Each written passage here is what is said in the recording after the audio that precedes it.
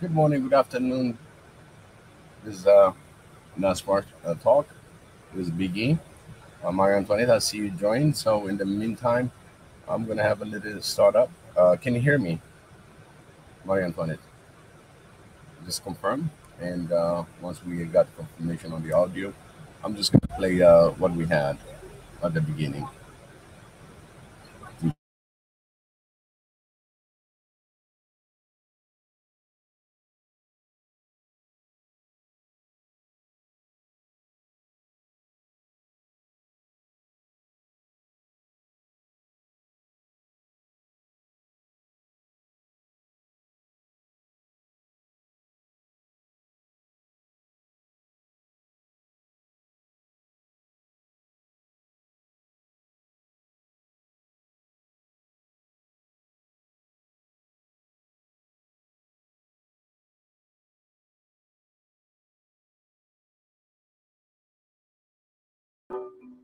The distribution of wealth in South Africa was unfair, and when I saw my people in poverty, I was very angry.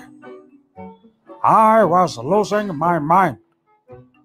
But when I saw Charlie's Theron, I said, "This woman is so fine. She makes me want to forget Robben Island, just like that." Oh, yes, Madiba. That one, she's a special one. She's so fine. One might think that, the Lord has, imposed beauty sanctions on George Bush and Tony Blair. That is a very funny. You mean the black actress, right? No, she is a white South African. Hey, Madiba, in America, they can call her whatever they want.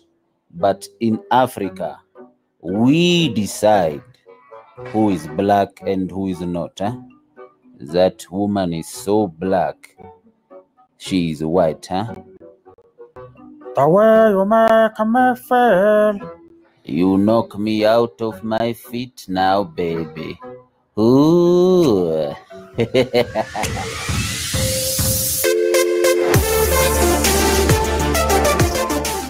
So, here we go. I'm a hard song, rap song. It's called Decolonize. When somebody says Decolonize, it means I'm rejoicing in the Lord. Who is rejoicing in the Lord right here?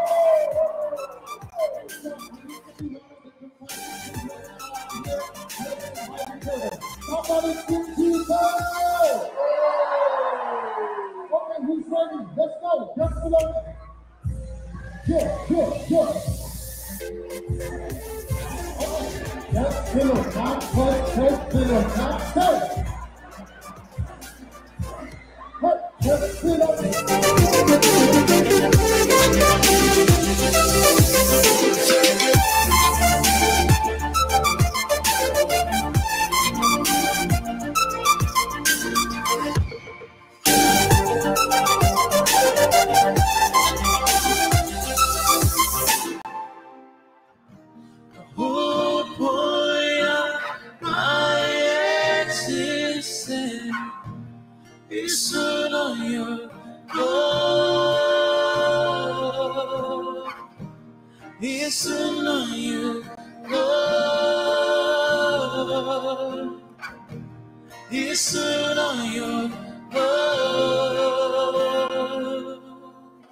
The cool of a day with you.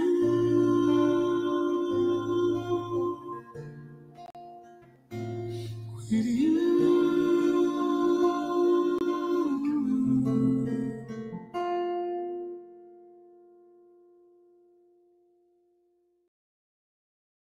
All right, everybody. Thank you for joining me. And I make sure that everybody got their favorite music going. And we'll make sure that we understand that we are in the move to make a better Africa. and all of us will collaborate at the same time. Again, thank you so much for joining the Diaspora Talk with Biggie. And so, Marie Antoinette, can you hear me clear now?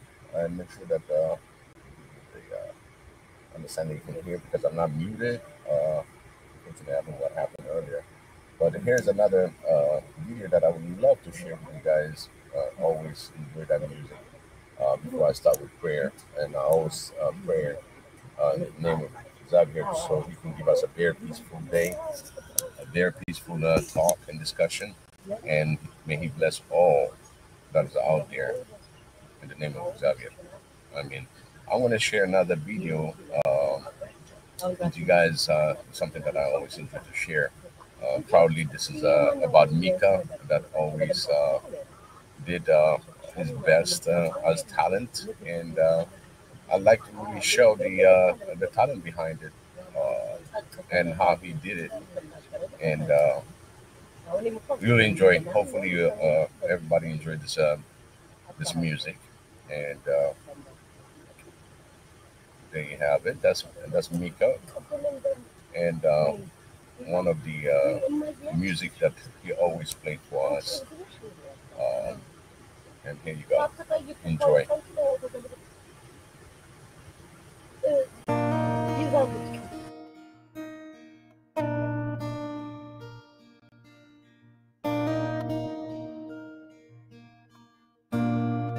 In the covers of your heart, stood your beloved, your day star, the fairest among 10,000 wives. You formed the seasons and fixed the time. You gave me stars in the morning light. Creation flowed from your love. You were crafty and I was pretty. You were laughing, I was reaching out for you. I was made for heaven. I was made for Jesus. I was made to walk the cool of the day with you.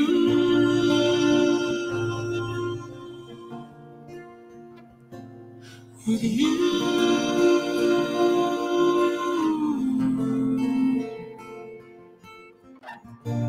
Cursed in the garden of paradise, knew the pain from the Father's heart.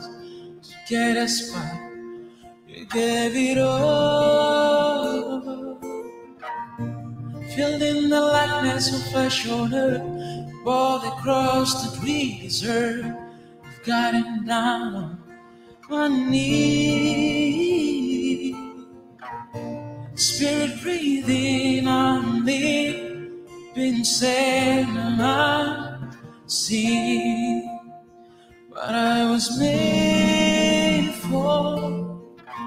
I was made for heaven. I was made for Jesus.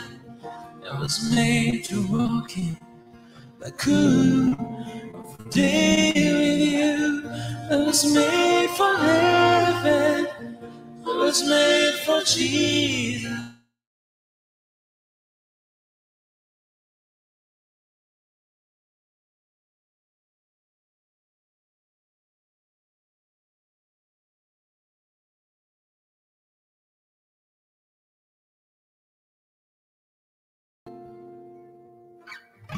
The whole point of my existence is to know you, Jesus. The whole point of my existence is to know you, oh. The whole point of my existence is to know your love. The whole point of my existence is to know you, Lord.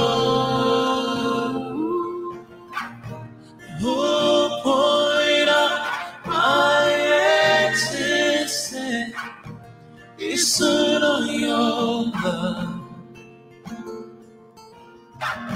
The whole point of my existence is set on your love. Is set on your love. Is set on your love. I was made for heaven. I was made for Jesus. I was made to walk the cool of a day with you. I was made for heaven. I was made for Jesus. I was made to walk the cool of a day with you.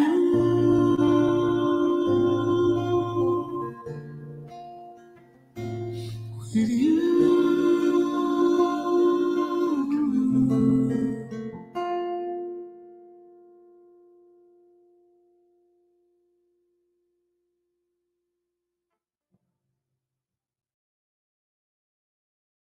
I hope you enjoyed Mika's beautiful song, and we'll go forward with another share. But I just need a confirmation from Maria Antoinette if you've seen it clear or if you've got any voice issue, because I have some information that keeps going around and around, trying to tell me exactly what's going on. So, in that, at the same time, I want to share again one of the open mic that's been circulating this whole week. I started on Wednesday, and I just want to introduce that we got talent in Africa, and those of you that's going to be seeing it, you're going to be really enjoying it. Um, and it's just a little a clip of it, and how Mika introduced Jamie, and Jamie has always been our favorite. And let's see. Let's see what Jamie has to say on some of his impersonation. And there we go. Okay, People are saying what an impression of a Nigerian people. Kenyan or South African? I'm not exactly sure, but if you can help me, if you can like identify what this accent is, I can try something. But I'm not sure where this accent exactly belongs to. So I can say just 2 lines. What are you doing? Where are you going? So that's definitely East Africa. I think Kenya. East Africa or West Africa? That's Nigeria. What are you East doing? is different. Like I've been to Kenya, and this is not Kenyan accent. Kenyan is like similar to Uganda. Mr. Abiy, welcome to Kenya, Nairobi. Nairobi is your first time here. Your first time here. So why are you leaving today? Why are you leaving? Please stay. So this is more like Kenyan. And I have a funny story. One time I met 2 lovely women from Zimbabwe. And me being a big fan of Robert Mugabe, I said, I'm a big fan of Robert Mugabe because he's a voice of Africa. And the women said, so you like Robert Mugabe very much, eh? I said, oh, yes, I believe he's a hero, a voice for all Black people. He's a hero. Oh, so you like Robert Mugabe very much, eh? And I said for the 3rd time, I said, he's a hero, he's a voice of Africa. And the woman said, please come and take him away.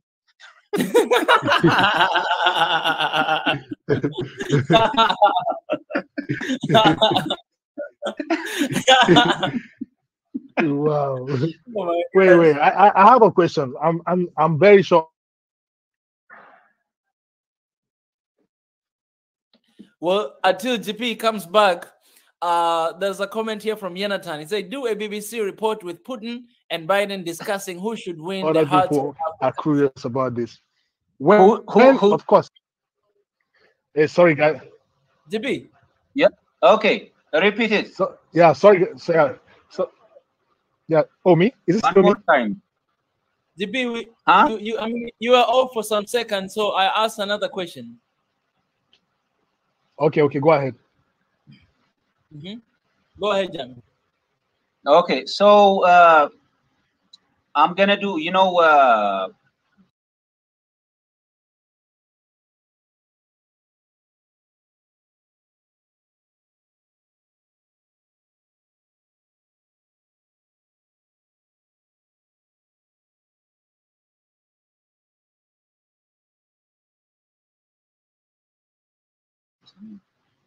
Larry London from the Voice of America. Okay. Yeah. You know him? Yes. I know him. So you're now listening to VOA with Music Mix with Larry London. So we have a caller online. Hello. Is this the Voice of America? Huh? What is your name? My name is Larry London. So which song would you like me to play for you? Before I select song, your last name is London. Are you British? Huh? No, I'm not. I'm American. Because the British don't see. I have called 50 stations radio. They don't play my songs. They don't like me for some reason. I don't know why. So I will think of the song and I will call you later. I have got to go to sleep now. Ooh. Wow. What about this one? This is something you can do. Do a BBC report with Putin and Biden discussing who should win the hearts of Africans. Right. But this is gonna take some time. I can't just. Sure. Take your time. You're now watching BBC News, and now the headlines. Joe Biden and Putin are talking over who should win the hearts and the souls of the African people. So we talked with Putin. Putin, so why are you starving the people of Africa? What are you talking about? I am not starving nobody. Even Ukrainians are starving because of their president. How can you expect Russia to come to terms with the clown, a comedian president who make impressions on presidents? So it is not Russia's fault. I am not starving Africa. Samantha Power is starving Africa. All right, so we go now to Joe Biden. Oh, I'm sorry. Wake up, Joe. Are you sleeping again? Wake up, Joe. Somebody, please get his medicine. Joe, wake up. You can't sleep all the time. My goodness. How old is he now? 98. My goodness. He's older than the moon. My goodness. So, Joe Biden. So, do you think you can win the hearts and souls of the African people? We stand with you. Will you shut up, man? I'm having a dream. Oh my goodness.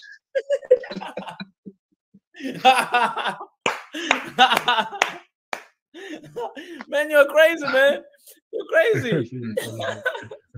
Sorry, first of all, sorry guys. I'm God. using data to connect to my iPad, and when I receive a call, it cuts the connection. But anyway, I'm back. Yeah, I'm sorry.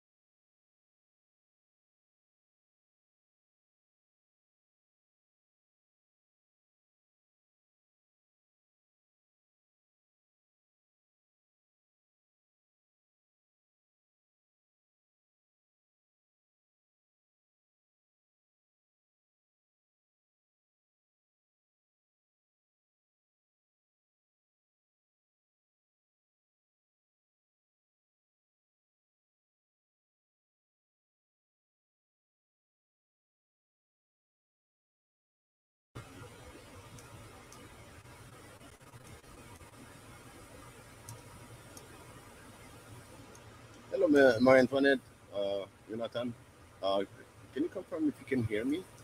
Because for some reason the video part froze.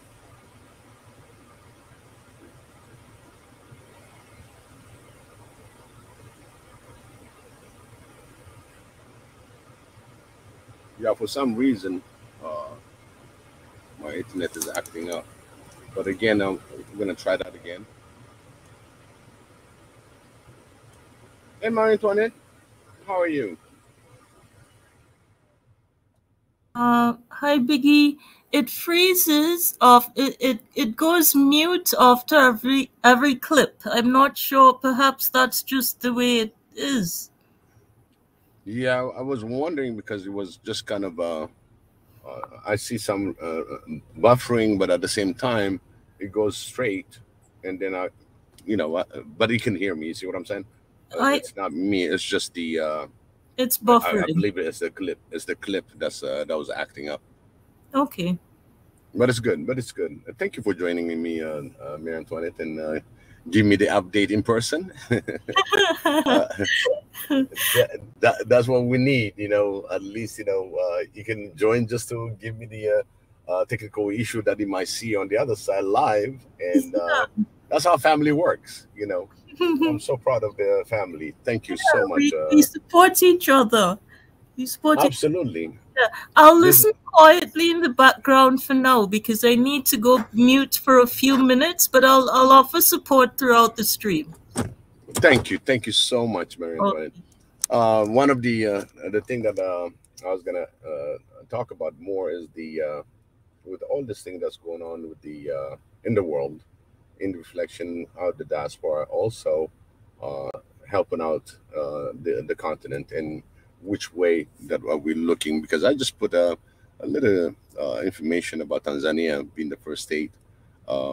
We want to make sure that they always remember, for Tanzania was the first African nation to use the popular African song God Bless Africa.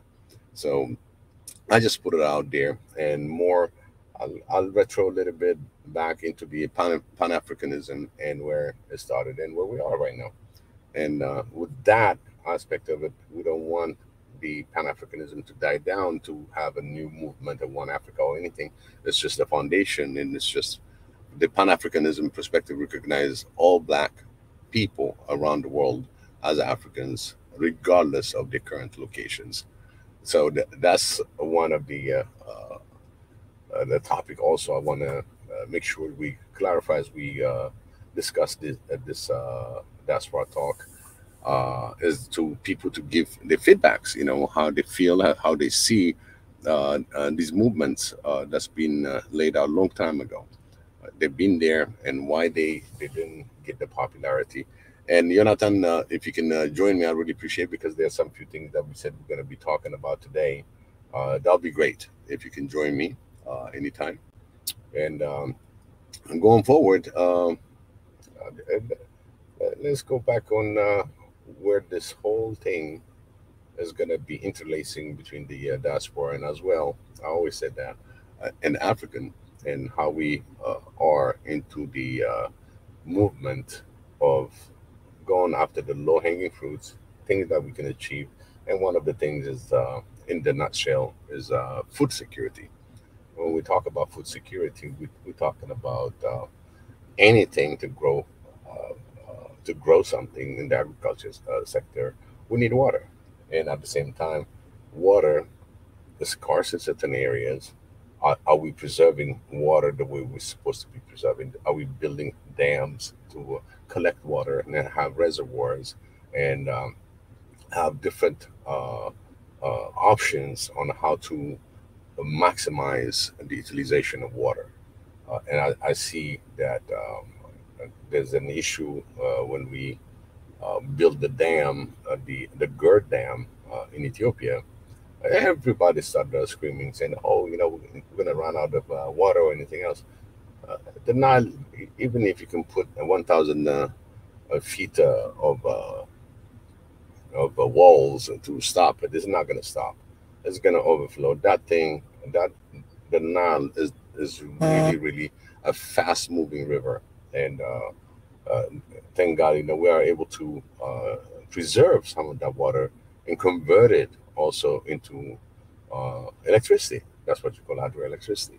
So these are the different projects where we can look at, and the potential of building certain dams around Africa, or a reservoir where we can create this preservation of water that we receive every winter time, which is the winter usually is the summer somewhere else. But when it comes to the rainy season, that's when we all have to work together to collect as much water where there's water scarcity, because Ethiopia has a lot of rivers, a lot of lakes from the east horn of Africa, but at the same time, other African countries also the longest running rivers, and at the same time have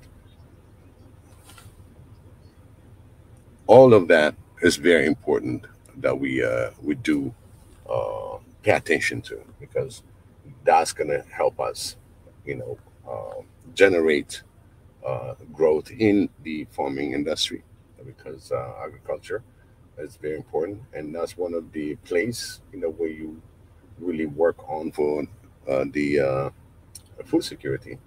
So there's a lot of options out there, and it's just we need planned studies and people that are expert in that in those fields, and put the two senses in any nation that's probably struggling into building the reservoir.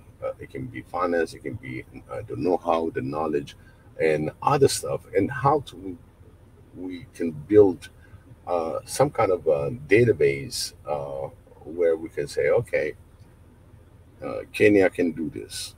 She's got this much water per year, and got this lake and this, and do a good analysis on how we can maximize the collection of this rains that comes down during the raining season, and that will last you pretty much throughout the 9 month, because 3 months is really heavy rain. In fact, it rains so much in certain area. There was a lot of floods, and that's another issue on how to have a good way of moving the water in the direction where it doesn't harm people. I mean, because we know it's a river today during summertime, it's way low, low, low, and when the winter comes, rainy season, it'll go up to 10 meters high as it comes and overtake the banks. And how to prevent those things? We can prevent a lot of the accident and issues that happen between when a river just goes overboard. And these are a few things that I want to look into. And at the same time, I want to discuss about the Pan-Africanism, how it started, the way it started, what the forefathers that really was thinking about being Pan-Africanism. And we touched it a little bit yesterday on recap, that at the beginning, when all this independence was going, everybody was really fighting for the independence of a nation, an African nation. Every nation that been independent, it was a big mass celebration among Africans shared across the whole continent.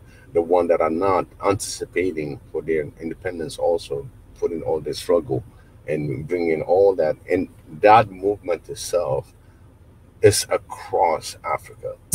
So during that time, they were really hand to hand helping each other. The movement was really, really African movement, and decolonizing, fighting against the colonizers, which is the West at the same time. But that heroism was there. There were creation of new leaders, the leadership that really believed not only in the nation independence, but that believed that should go and take flow across the African continent to really work together, unite in all aspects of economically, politically, everything that we can do together. So that notion itself was so strong. And as the years goes by, as the more interference that came in,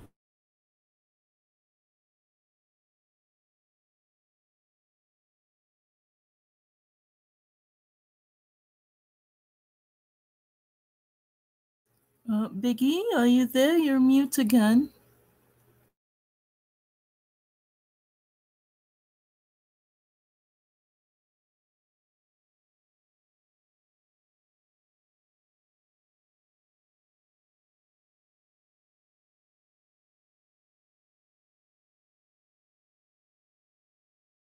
our nation, which is our continent. Okay, so this is the time we got to keep. Um, we got to keep going with a determined mind that one nation, one continent is possible, and it will be possible.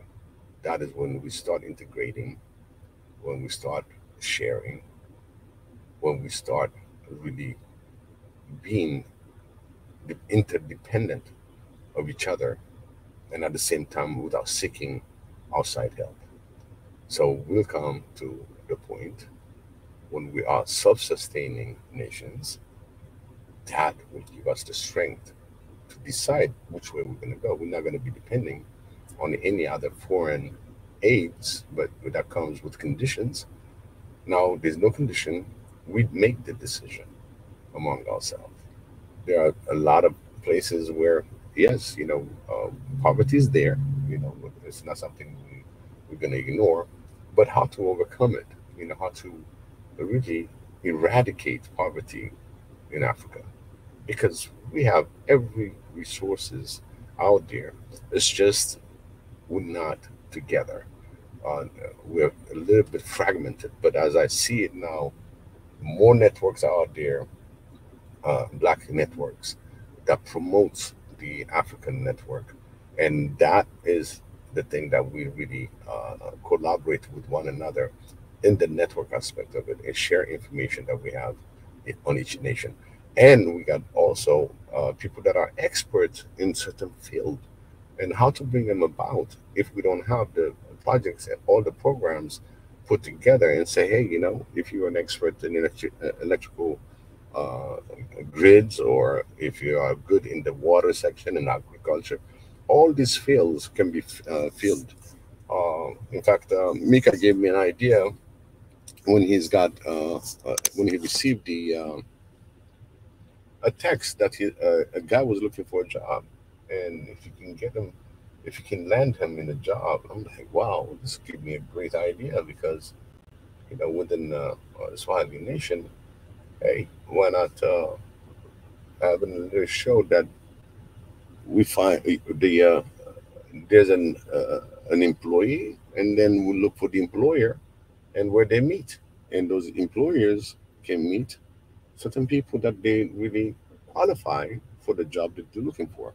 So that gives me an idea where really seriously we need to build our own database. I've been pushing that for a long time, including for the companies that also work in Africa, and let's say they work in Nigeria, and Nigeria decided to kick them out because of the conduct or whatever the reason is, and we should get those names that work in those countries, those foreign companies that works in those African nations. We need to have some sort of database saying, okay, now we know this company is going to move from that location and probably go to uh, South Africa, or they want to go somewhere else in the continent.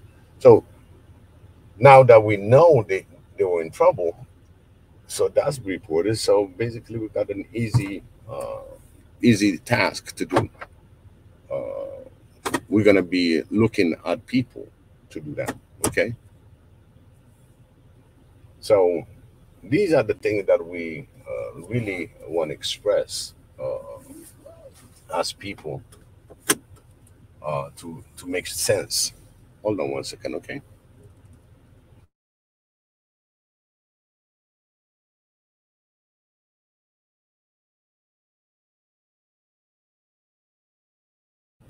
My apology. I was just trying to get certain information out. I dropped my Bluetooth. So if we can build this kind of database and explain to people that you don't need this company because they did this, this, and that, and even if they change their name, there's always a reference that they changed their name to another company. We're still gonna find out even the expertise or the say that they did is gonna be shown on their portal. So there's no escape. These are major companies, and I've seen a lot of abusive companies that came into Africa and being kicked out of Africa because of the abuse they demonstrated against the people. So the database is important. So the human resource database is important because, you know, there's an employer, employee, you know, that can be uh, getting cross references from one part to the other. And at the same time, now you're talking about maybe somebody moving to Tanzania or Kenya from Nigeria or whatever the other location where they can work on their potential and grow with their dreams. These kind of things are going to be very crucial because that's how we're going to be interlacing, integrating Africa, and that's how we're going to look at each other, being within the continent and promoting each other within the continent. So there's a lot of works that needs to be done, and some of it, you know, we might not even reinvent the wheel. We're probably going to be so happy with what we have, and it's just enhancing it and come about to have a very effective and very fluid and updatable database where the information is online. And that will take a lot of work and hard work by whom? By us, by Africans. We're responsible and accountable for that. So if we are able to do that and start collecting data, that's what you call information. And that information also will have different other information that can be created that is available for all African countries to share. And that sharing part, that's where you're going to make the most benefit. So let me see if I can get, just for a little break, let me see if I can, Maria Antoinette, I know you're on the background, so let me see if my video that I started sharing is good. Let's hope it's working. I'm going to try to play it. All right. Yep, it's working now, so let's hope it's not going to cut off. And Maria Antoinette, you can send me a text if you can hear it very well. It doesn't stop. Put it on the private chat, or as well, Jonathan, you are there. If you can put a comment on it, if you can hear it well, it's all good. So let's go back again to the open mic, and I'll share this.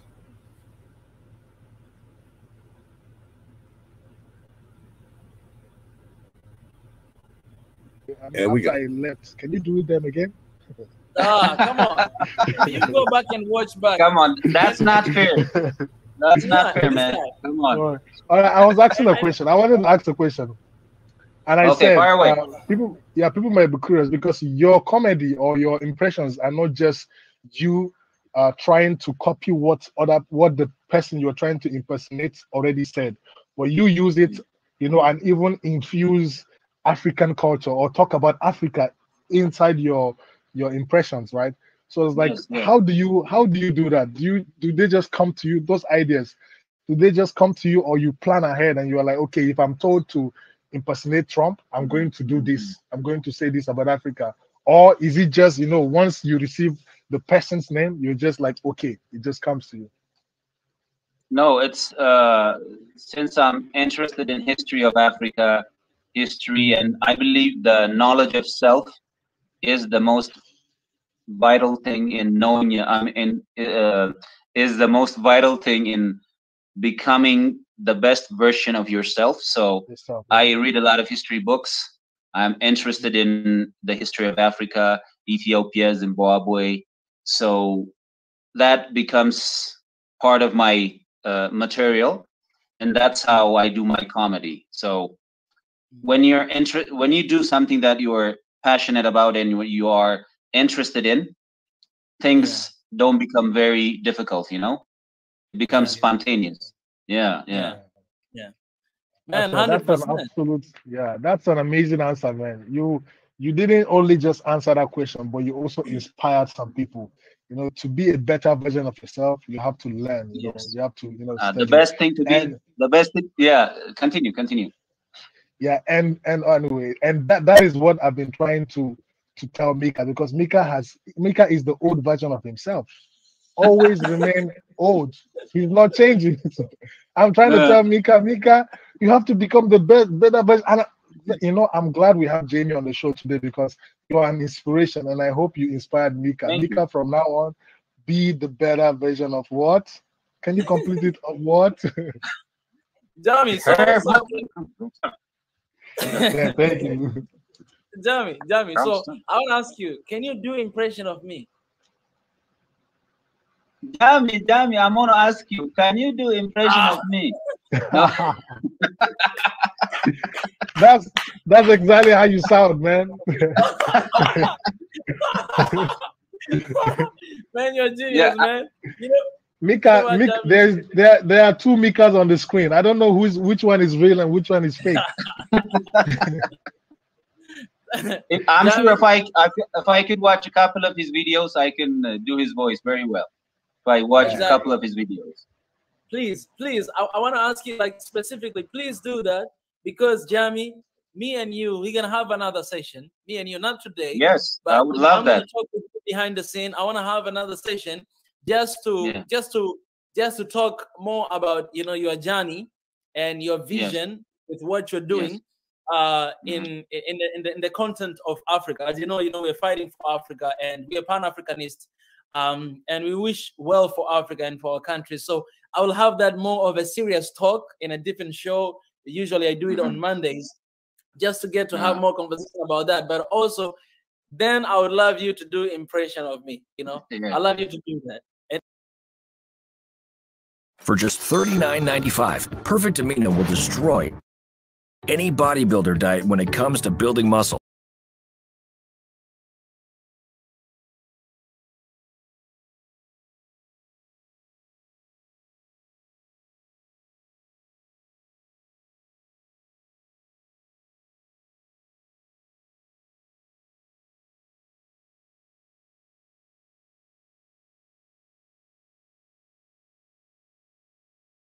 I would love that, Mika.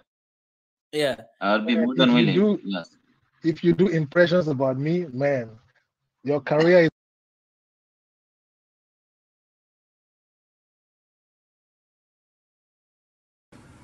Well, every time that I play the video, we just kind of get a little shorted. But let's hope it's gonna go on another level, man. Now you're sounding like Trump. You're sounding like Trump now. You're making your own facts. You're making your own facts, my friend. Yes, man. Thank you, Jamie, for saying that. This guy, he needs the slap. You know, he needs a Will Smith slap to wake up from his sleep. Jamie, I can also do. What was his name? The comedian. My favorite comedian. Trevor Noah. No, Dave Chappelle. Sorry. Okay. Oh, right. Dude. I'm gonna try Dave Chappelle. Come on, son. Damn, nigga. Sorry. Sorry for cursing. I'm sorry. But you can do Dave Chappelle without cursing, man. So my name's Dave Chappelle, baby. Oh, nigga. Wu-Tang, nigga. Oh my God.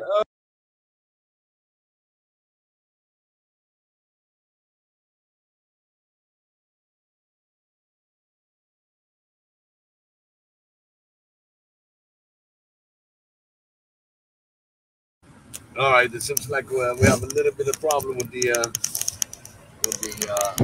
stream itself, so I want to apologize. Hey, Hey. I just want to say that out there that Jamie is an African. He's from Ethiopia, so he's actually allowed to say nigger in case.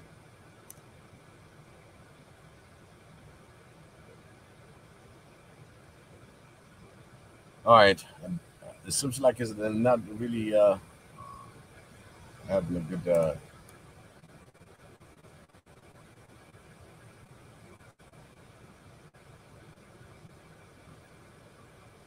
It's showing that that You don't know before you because I'm black, I can say it.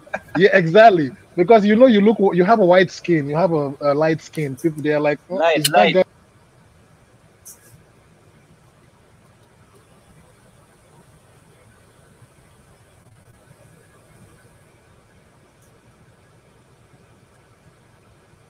All right, we try to play it again sometime later because there's a difficulty on playing it.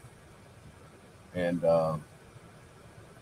well, family, I'm bringing this open mic show just to show you that yes, Africa has talent. Africa has uh, people that really, and that show was incredibly successful. Uh, Coming and sharing their their talent, and as well as Mika is also talented. You know, some playing guitar on the music side of the house. Plus, a visionary that puts all these videos together and the documentary together. So we have talent, and we want to see more talent uh, from from the continent and as well from the diaspora that can also help out in a different industry, in the art industry, uh, artistic art industry actually, and because somebody has to show uh, our work, our designs, our way of life that can be shared among Africans and across the diaspora. Like we were talking about certain clothing, certain bags, shoes. We got all kind of stuff in really, really nice quality, but it's just need to be supported and need to be really supported uh, by Africans and as well, and not only by the in the continent, but as well the diaspora. The diaspora will have also the expertise in the marketing field and how to get this big uh, companies, complex uh, industry that they can market it among Africa and as well bring it to the diaspora, introducing our brands. This is the bottom line: having something that says "Made in uh, United States of Africa." How about that? I'll say it again: "Made in the United States of Africa." That will be one kicker label. That's how powerful we will get into bringing the unity into Africa. But things don't come that easy. You got to walk the talk and being able to share uh, this information, very critical information, among ourselves between the diaspora and as well the continent. There's some kind of disconnect now that we have this connectivity that was not there before, and now it's getting better and better. Instead of using it for a better cause, instead of using it in the positive direction, now it seems like everybody's trying to peel the onion, peel one after another, where basically nothing is going to get done because you keep peeling it, you keep peeling, you keep peeling. At the end, you don't have any more whole onion. You basically peel it off, and with no other way to replace it. So it's up to us, how we're going to be talking to each other. That's why I said you got to keep your mind straight into African affairs. And the diaspora, the same thing, day in, day out. Africa needs you. Mama Africa needs you. The continent needs you. She's offering you all kind of goodies. She always welcome you. And now that you have that in mind, set your mind, whatever that we put our mind into, we'll be successful. And our success is the success of Africa. In that,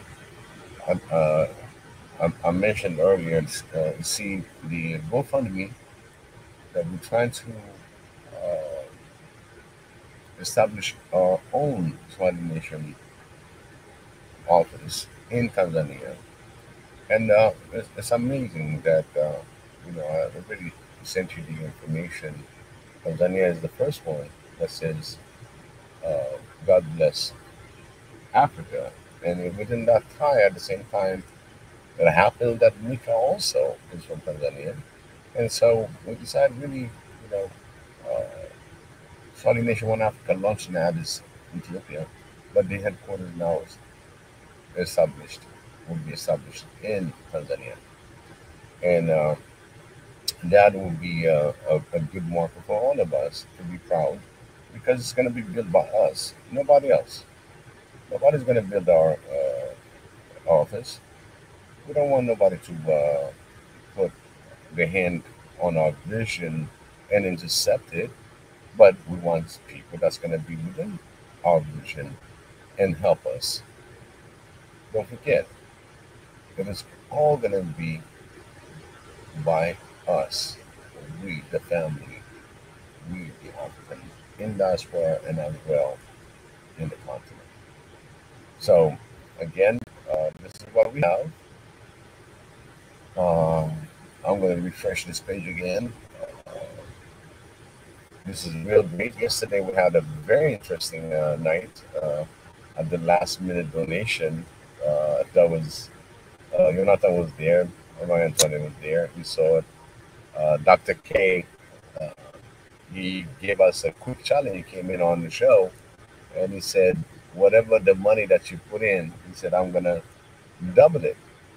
So I put 20 euro. He doubled it. In fact, he gave another, he says, real Dr. K, 20 bucks again. So within that 19th hour, just in that short time, because of the challenge and understanding the importance, supported by Dr. K, we were able to collect 80 euro within that within minutes of each other. So we're supposed to be really creative and way to raise fund, and it's very important for us. And I can see BJ that joined the stream. Hi, BJ. How you guys doing? Welcome to the Diaspora Show. BJ. Hi. Are y'all trying to take me out? Oh, how you guys doing? Doing good. Doing good. So finally, your contribution shows up the next morning. Yeah, because I had to give it the next morning. There were some issues on my side. Exactly. I was telling Marita, I said, how come we don't see BJ? So she was going at it. But it showed up. But yesterday, Dr. K came in and challenged whoever is going to donate now. He said, you got 1 minute. And he said it will double up the money. So I got more than 5 on it. Well, then maybe when I gave was when I needed to give. Only by God's grace, He's gonna let you know what you need to do and when to do it. Exactly. But it's gonna be done regardless of how it's going to be done is based upon how he's going to give it. So you just got to be a part of it. Absolutely. And the fact that Dr. K has his own show at the same time, he just came in briefly. He wanted to show support, and he just showed it. Bam. Like, I'm here to support. He said, anybody that's gonna donate, whatever, he said he's gonna double it. It was awesome. It was so awesome. And Marie Antoinette, I have to thank you for the morning because I could not do it, but your conversation with Dee was amazing. I loved it. I loved it, and thanks Tanzan for holding it down. I know she was having technical issues earlier. Thank you so much, Marie Antoinette. Thanks, BJ. I am really grateful for your positive feedback because I was having technical issues, not with my device, but with my body. I woke up 2 hours late because I was just so exhausted after the stream last night. I was so exhausted. So I couldn't cope with the 4 a.m. time for the following stream. Well, Marie Antoinette, whatever you can give us is a blessing from God. And don't feel obligated to give more than you can because your backup is here. Thank you. Me, maybe never on time, but that's okay. But sometimes on time, but that's even better. But, we want to just thank you for every ounce that you can give to us. And we're going to try to take that little ounce and make it 1,000-fold. Thanks so much, BJ. Thanks so much. And on top of that, I want to add a to that. Biggie, dear Biggie, it's a little distant. It's a little muted. How about now? Can you hear me? Better, better. Yeah, and I double down on that for Marie Antoinette wisdom and the words that you put out there. And we really appreciate you as a family for what you stand with, everything that goes through your body. Always praying for you, and the family knows, how much people appreciate Marie Antoinette. The family appreciate you, and the family, every time that you're on, they know who's Marie Antoinette. Literally, Marie Antoinette. We really have a lot of contribution that we put in. Really appreciate that. Exactly. That's your all the time. You're going mute again, Biggie. No, I'm here. I'm still here. No. You're fading. You're fading. How about now? Now it's good. Sometimes it gets a little muffled. I think maybe it's the distance from your device or the mic. Yeah. Let me check on that. Give me a second. Go ahead, BJ. Okay. Yeah. Because again, I am so grateful for, everything you're doing. And hopefully Tanzan is out there and can hear. So appreciative of, the 4 a.m. Understand completely why, keep going. With me, I'll jump on when I can. Because 4 a.m. is not, that's hard. That's hard. But it's okay.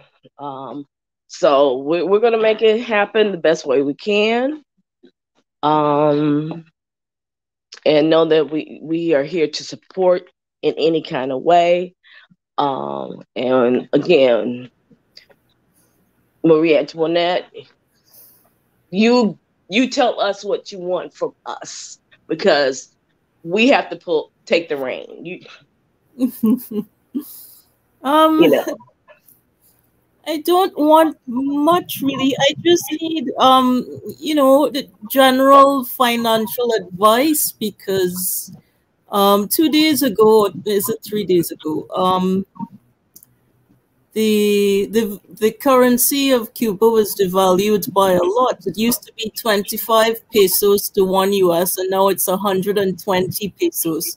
So I need to know exactly, how do you invest on the US stock market, which I don't, I have money in there, but it's doing absolutely nothing. It's so strange to me. Okay, so, I'm going to, you know, yeah, it's really insane. It's really insane. Because I have to pay my tuition, and now I'm here praying and doing some research, and I have not come up with anything feasible as yet. You know, I'm in what you call it, Charles Schwab is where I had my saving, but it's doing absolutely nothing.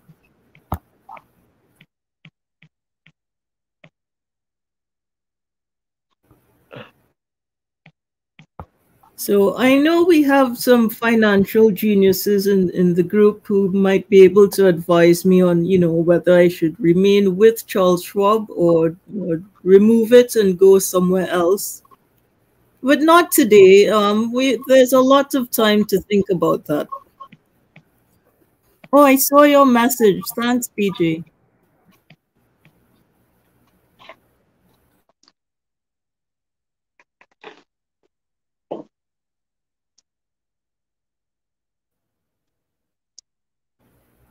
Yeah, but because again, I'm way bottom, but hopefully, that can be a research. And then you're very smart, smarter than me. No, when it comes to these financial things, I'm not really, what should I say? I'm very risk averse. I don't like to take risks, and that's perhaps why I haven't really made much. Well, no, and that's what I mean. You're smarter than me, because again, we shouldn't have to take risks. God has provided more than enough for all of us. Risk is a Western concept, and those who can take it and love it and can profit from it, by all grace and blessings to them to keep going forever, no holds barred. But not everybody can do that. Yeah. And there's things available for us who can't. And we just have to find it. Yeah. I still have 2 years of tuition to pay. Oh yeah. Oh yeah. So look. So hopefully that can be something that can help you, because again, unfortunately, I was not able to get in. The young man, I love everything he has to say, and I can understand his perspective, but the history of America was the industrial revolution. The foundation of that was my people in the fields. That was the foundation. Yes. 400 years of free labor. What can that give you? It is 400 years. A pity I didn't ask him that question. That would have. Yeah, I really should have. And the thing is, what did we shift after the 400 years of free labor? Was an industrial revolution. Mm-hmm. What came after was the technical revolution. Then they flipped it over to the retail. They said, we're going to do retail. Make it make sense. How can retail be equal to industrial? You're absolutely right, BJ. And then as far as the education side, I'm not sure, you know, because I didn't get all of what you guys were talking. So I don't know if I missed that point. I was talking about the deficiencies of the U.S. education system, but we didn't spend a lot of time on that, though. And that's why I was going to try to pick up on that, is that, you know, he's young, he's smart, he's intelligent, he's brilliant, but the education system, and I'm just going to say that I don't know if a lot of people understood California, what they did, why they boomed, why they blossomed the way they did. They were smart. They were brilliant at it. What did they give before anybody? Free college education. Everybody went there, and that was the Mecca that drove the Silicon Valley and their revolution, because they knew that they needed to educate everybody. What we depended on and how the education system, it was affordable. It shifted in the 2000s because 3/4 of the funding was from the state. That's the state, the government purpose is to support and spearhead research. Look at all your development corporate, as I'm going to talk about Reaganomics was privatization. Reaganomics was all about privatization. But back to the education. Yes. 3/4 of the education was funded by the government prior to the 2000s. It's flipped in the 2000s. That's why the young people are suffering, because now if he believes, which is his right, and I can't say if he does or doesn't because he's not here, and a lot of people, but I know a lot of people do believe it's supposed to be for the rich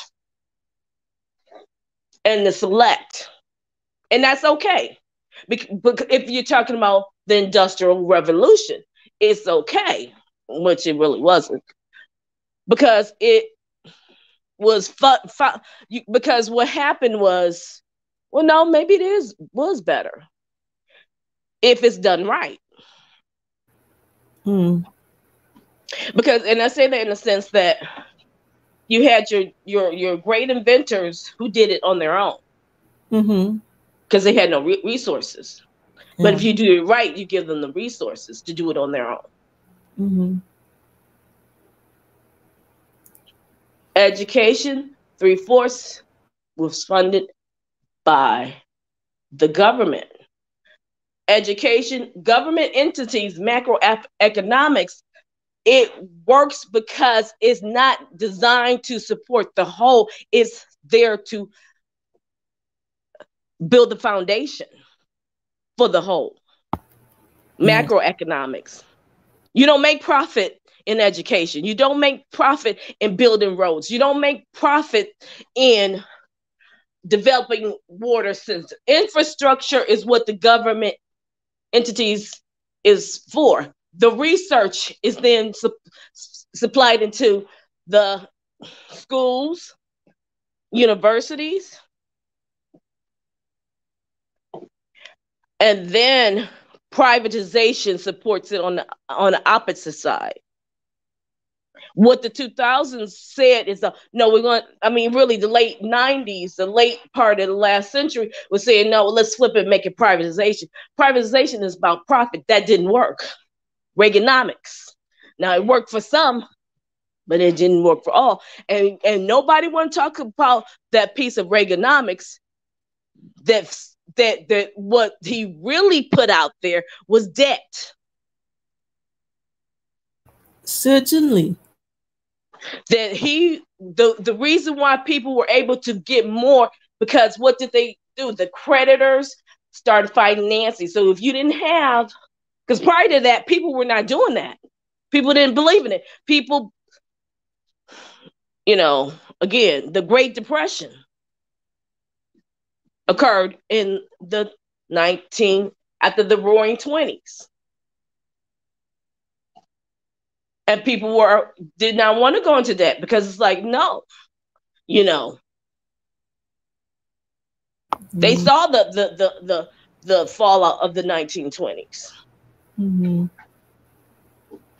That people couldn't eat. And what FDR did is he then, again, where the government could help, started the New Deal. Mm-hmm. Putting people to work, arts, you know, in industry, education, you know, spearheading and funding all those components to help lift out. And what then with the war, it just, you know, again, it ballooned. Yeah. And people want to forget about all those components and say, oh no, it's, you know, privatization is great for some, but privatization, people want to say greed is good for a select few. How many houses can the wealthiest of the wealthy need? How is that going to fund everybody? Because only one person can live in only how many houses? That's a very important point. One person owning 4 houses. And so if the state and the federal government cannot, it was before giving 3/4 of the funding for education, and you flip that means they're only giving a quarter. Where's the difference being made up? And that's what you have now, is now pushed off to the individual. Why in the 70s, tuition was extremely low.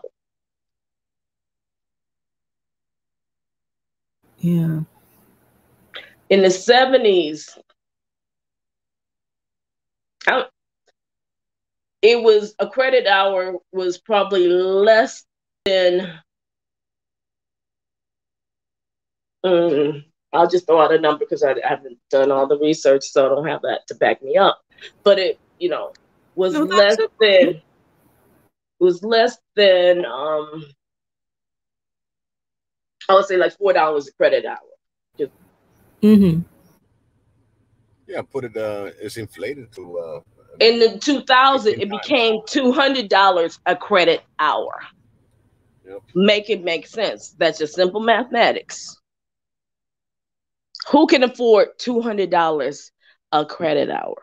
And I'm talking about graduate, because we had it like it was mostly tiered at undergraduate, you had one rate, graduate, you had a different rate. And it's still in the 90s, $33 graduate. Undergraduate might have been around 15. 2000, that totally flipped and got hyperinflated. So who can afford it? Who, you know, Vanderbilt is not my Carnegie, Rockefeller is not my ancestors. So how is the regular person supposed to be able to afford $200 a credit tuition? So you had the masses getting education, but at the same time, in the 80s, industrialized revolution stopped. It shifted to Asia for cheap labor. Because, you know, Western civilization depends upon cheap labor. Definitely. So that was the, you know, I don't know, people don't want to say it. Maybe I'm wrong, but was that the fall of America? I don't know. I'm just saying we went from a gold standard to GDP, gross domestic product, meaning manufacturing, to technical. Let's talk about technical. Technical, they don't focus on it. But that eliminated thousands upon thousands of jobs, because what 10 people would do, that one machine could do faster and cheaper. We had no need.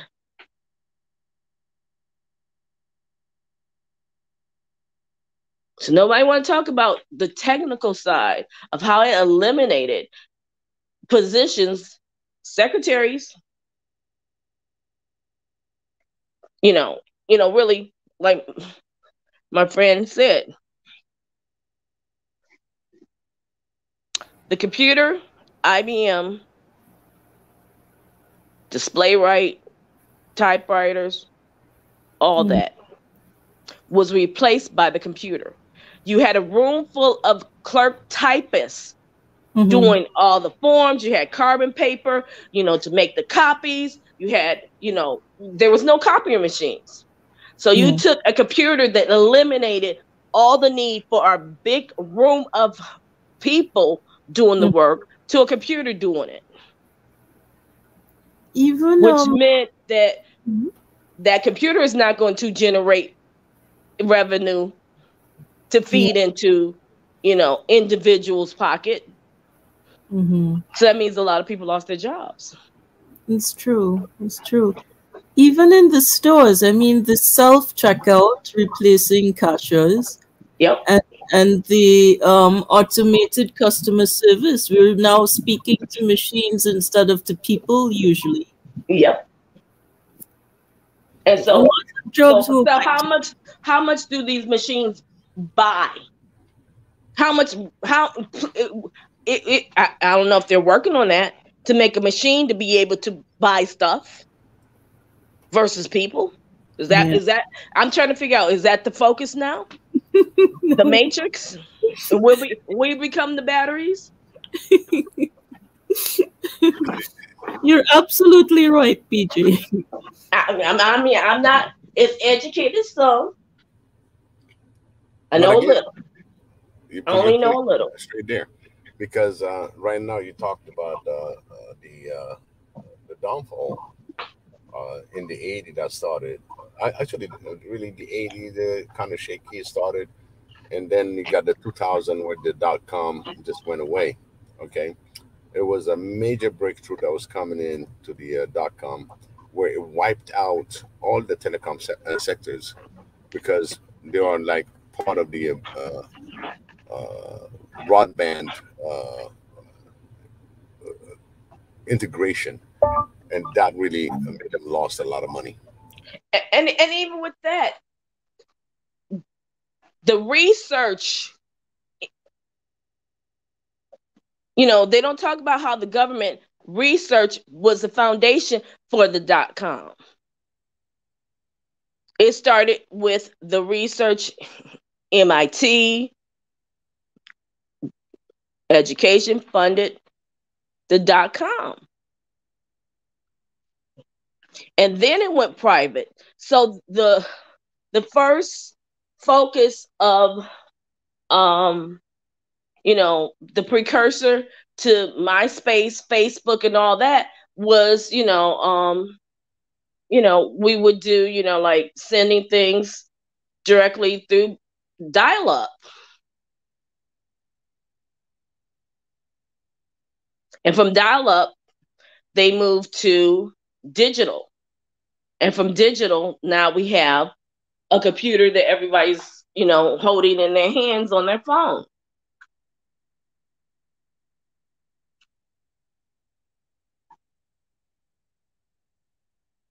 And they gave the technology to the masses. So government has their place and their focus, but when they try to privatize government entities, did it work? No. So then we moved to a retail, because after .com came retail. No, we'll just have a retail GDP. And I already knew. Somebody said, no, this is working. Look at Walmart. They're billionaires and this. Look at how it's working. I'm like, how can you equal somebody working at a store? That income is not going to be equivalent to someone who's working at a factory, manufacturing. But they convinced us, no, yes. Now, I'm Big E, please explain to me and tell me, because I don't know, what replaced retail as a GDP?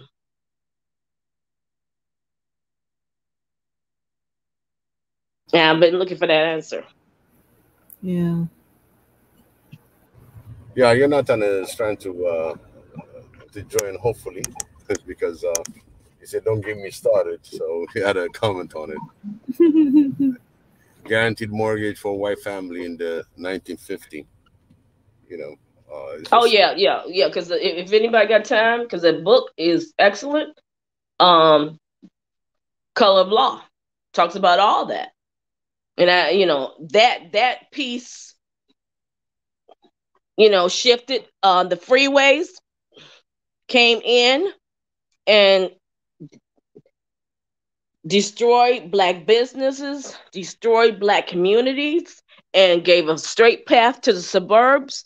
In the 80s, we had to do it. And I mean, on the flip side, to a certain extent, they did, because the factories were vertical. Then in the 80s, the factory became horizontal. They said, well, where you would have to have these elevators and these great cranes to move the assembly vertical, you could have the whole miles of space to build these big warehouses and manufacturing at a cheaper cost for less money, and everything would be on one floor.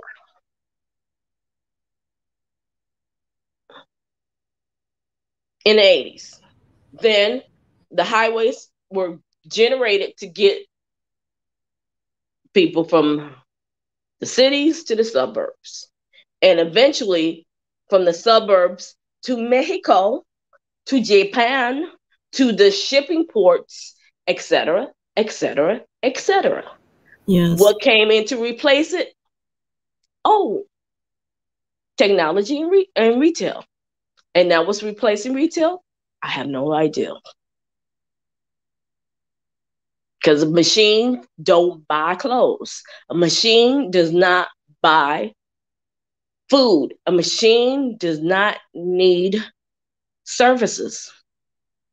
A machine, robotics, will be replaced at a slower pace.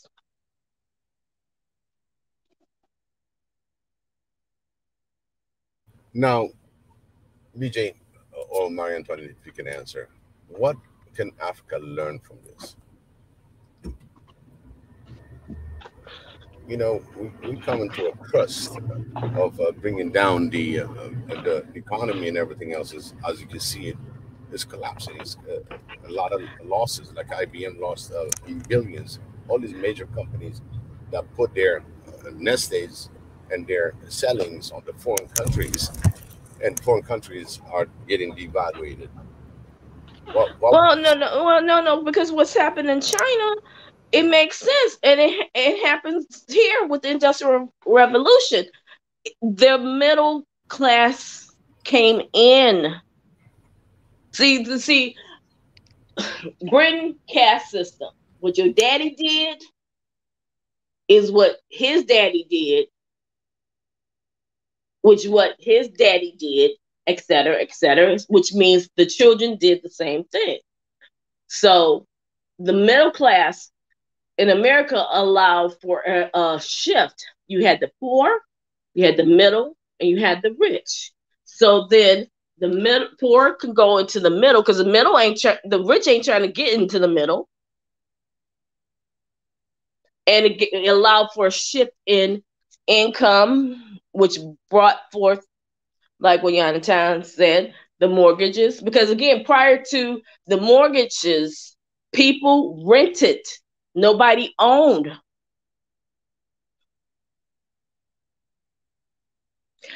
But with the mortgages, it brings forth 30 years to pay for something. And that probably could be done better now. But it brought forth community stability.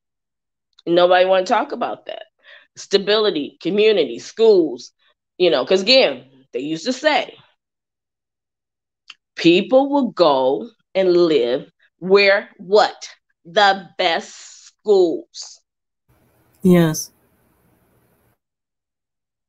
For their children to learn.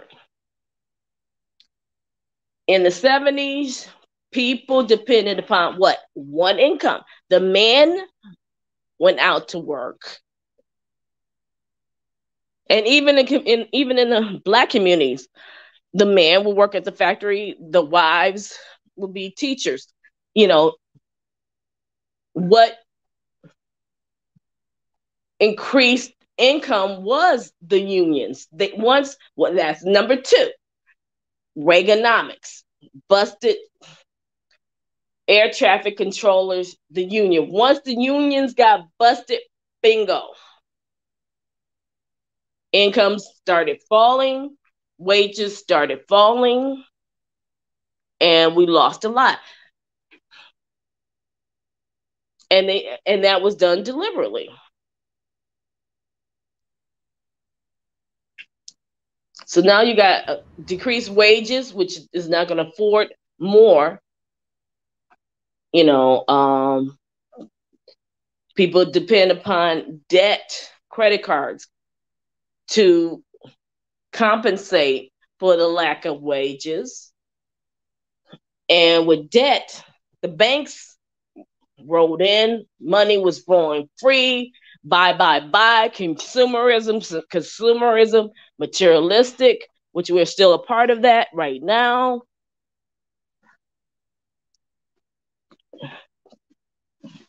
Then now you have people in debt, and debt is not income. Debt is not income. So now you can live in a bigger house for less money and develop the suburbs, the big, I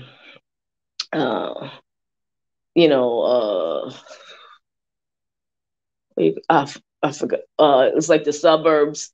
You then have all these subdivisions and stuff like that. And so now where a house would sell for,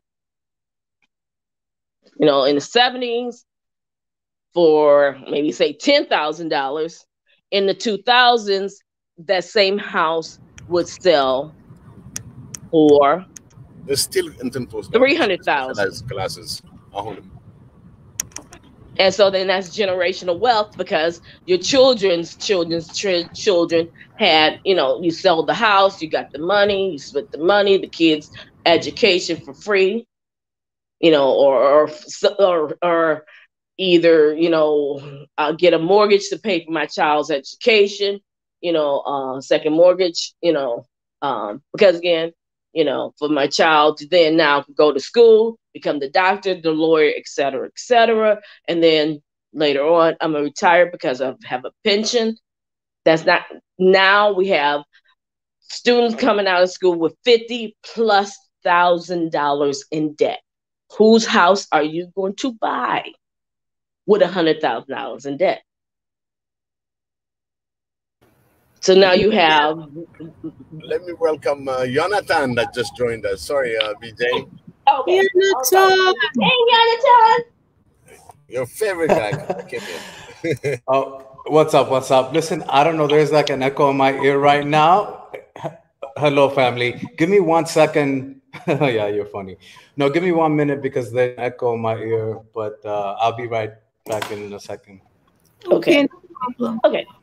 Okay. So, Biggie, you got the floor. No, go ahead. No, I mean, I just left it to Jonathan because he said, "Don't get me started." Go ahead, Jonathan. That's why I gave you the floor.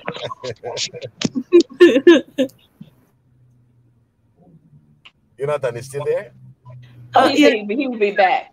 He wants to resolve an audio issue that he's having. Oh, okay. I don't know what happened today, but it seems like we got internet issues. We cannot play it. Some of the YouTube channels that we downloaded. I mean, where we put the shows, it's really getting on the buffering level. I don't know what's going on. My audio. No, I'm back now. Oh, welcome back. I realized that there was a double tap going on, so it was like an echo going on in my ear. Salam, everybody. Salam. Salam. Salam. Hey. Nice to hear everybody's voice. BJ, listen, I was listening to you. Thank God, yeah, don't get me started. It's so true. At the end of the day, these are all policy choices, right? And I'm so glad that you took everything. I was listening the whole entire time, and you talked about the accumulation of wealth from the beginnings.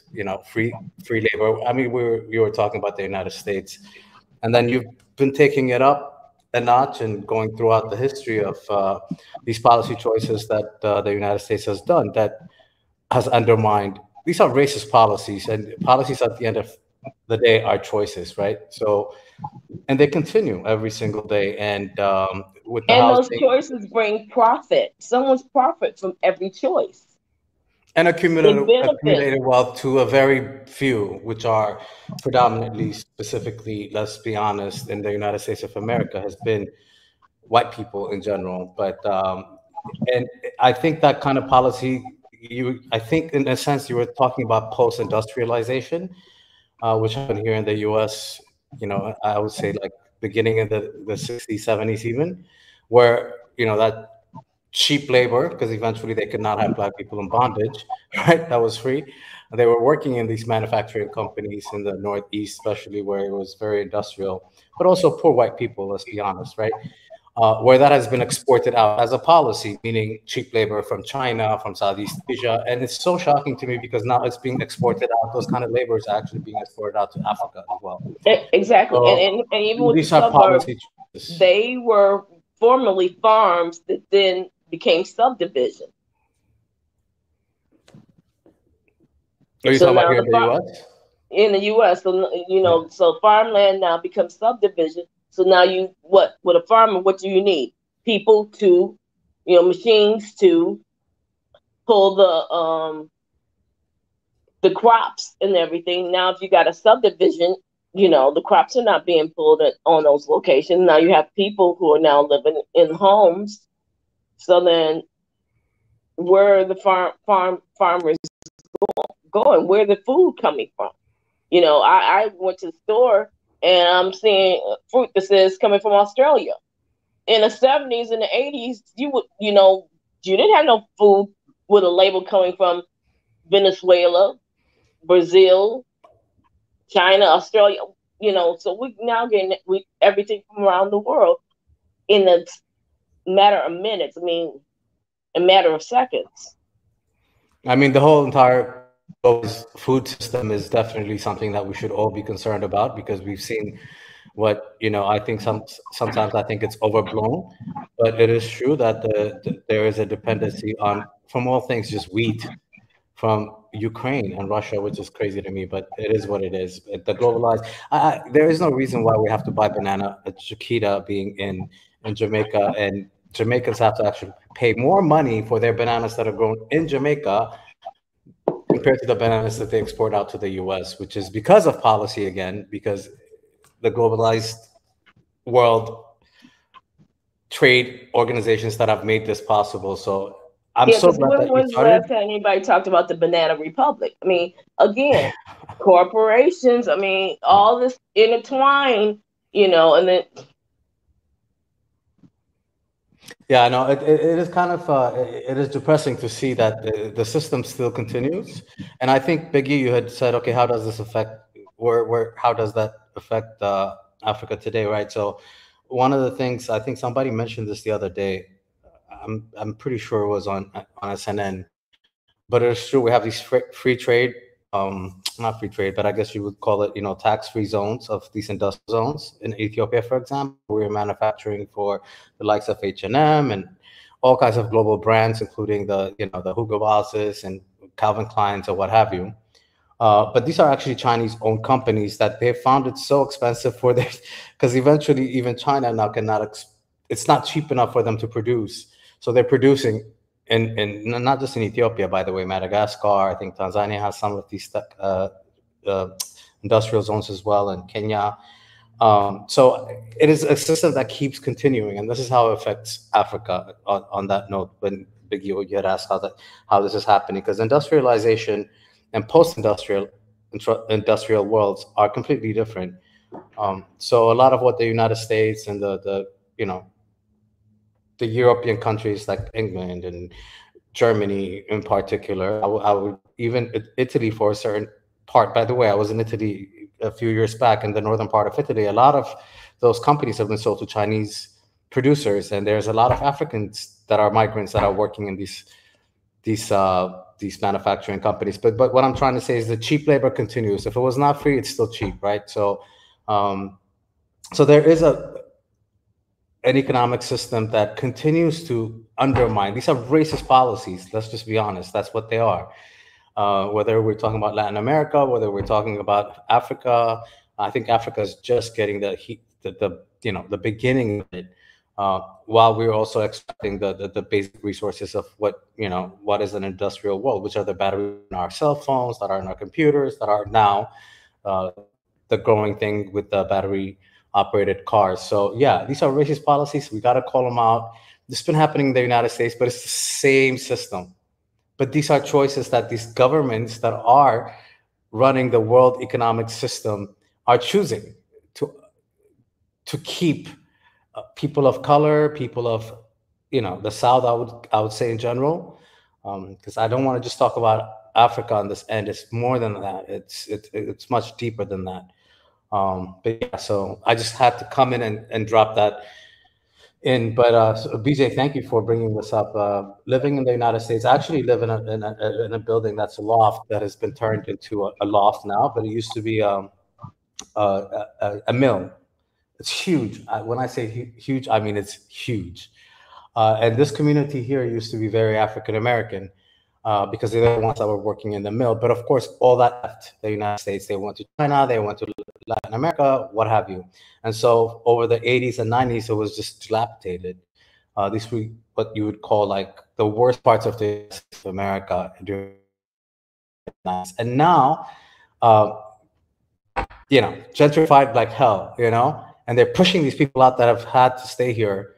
And where are they going? I mean, this is a story that's still not being told, right? Yeah, because again, the hyperinflation, and again, with inflation, people like, oh, what does that mean? The Federal Reserve has been printing money and lowering interest rate for decades to prevent inflation. And now, right now, everything has been, I don't know, it's just hit the inflation, and I think, yeah. And now everything has shot up to the point of. Yeah, and let's not forget, these countries actually subsidize most of that money, especially when we're talking about food production and farmers. They're probably the most subsidized people or industry in the United States of America are farmers. Oh, but then now you've got privatization of and that's the other flip side that people don't talk about.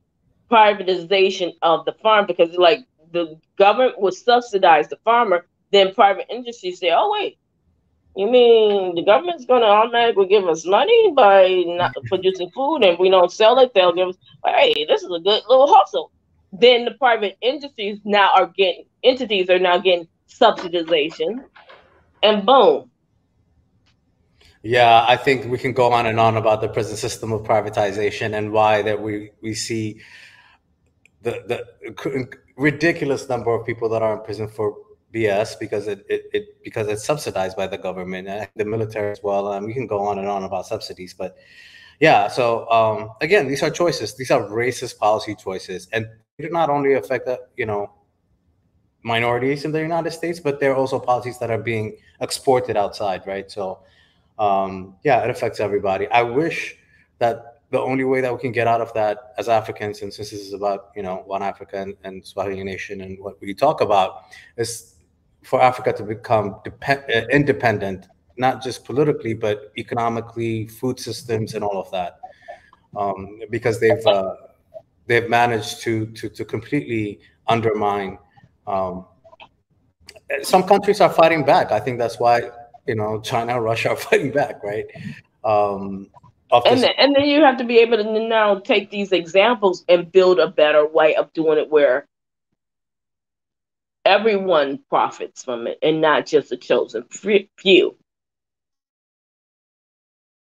Yeah, and I think you also brought up, because there's so many things that they're all in my head as I was listening. You brought up educational systems and all of that, and passed the GI Bill with the reason that 1.7 or 1.8 trillion dollars or whatever that I'm assuming that's what I heard last of student debt, and it's predominantly minorities that own most of that debt. A lot of that is because the government basically said, oh, you know what, banks give loans to people that just want to go to college, right? And we definitely guarantee you that if they don't pay, we'll give you the money, right? So the banks are profiting from it. Yeah, exactly. So over time, they've taken advantage of that and gotten students that probably should not even be going to college, or maybe possibly go to technical college. But the thing is that when you got where the 3/4 of the school funding was coming from the state versus private entities, now it's flipped. You got 3/4. The state is now only funding schools by only a quarter, and banks are now funding the majority. That's why guaranteed loans by the government. That's the problem. So now you become as banks, of course, they're greedy because that's their job. I mean, it's about profit, right? So they actually go and give loans to people that know that they're not going to be able to pay it back for degrees that they probably will never have that kind of money to pay back. Because the government has guaranteed. I don't know if you remember, like DeVry and all these other schools. Yeah. They're, literally, we guarantee your education. You give me these loans, and in the end, you will get a job. And now you say, "Oh yeah, this is great." Now you have all these students who are in debt, and you did get a job. Remember, we taught you all these different skills. Where? Flipping burgers at McDonald's, or even making a job that pays $30,000 a year, but they have a huge amount of debt, like $60,000, $70,000, $80,000 just on student debt. And then they're trying to start a family. Can you afford to buy a house with that kind of debt? So it's a system that is really, really, honestly, is, I don't know. It's so dangerous because it's never ending. You're still enslaved. I hate to use the word, but you're still enslaved to a system that is never, ever going to let you get off the plantation. Exactly. I didn't want to use that word, but thank you. Yes. And that has been exported globally, right? So countries are also in debt, right? And so the system itself is not just within the US, but I think that kind of policy is also expanded globally. It's sad, but it is what it is. And how do you get out of that? Is first of all, just default. I think some of these countries should just say, I'm not paying you back.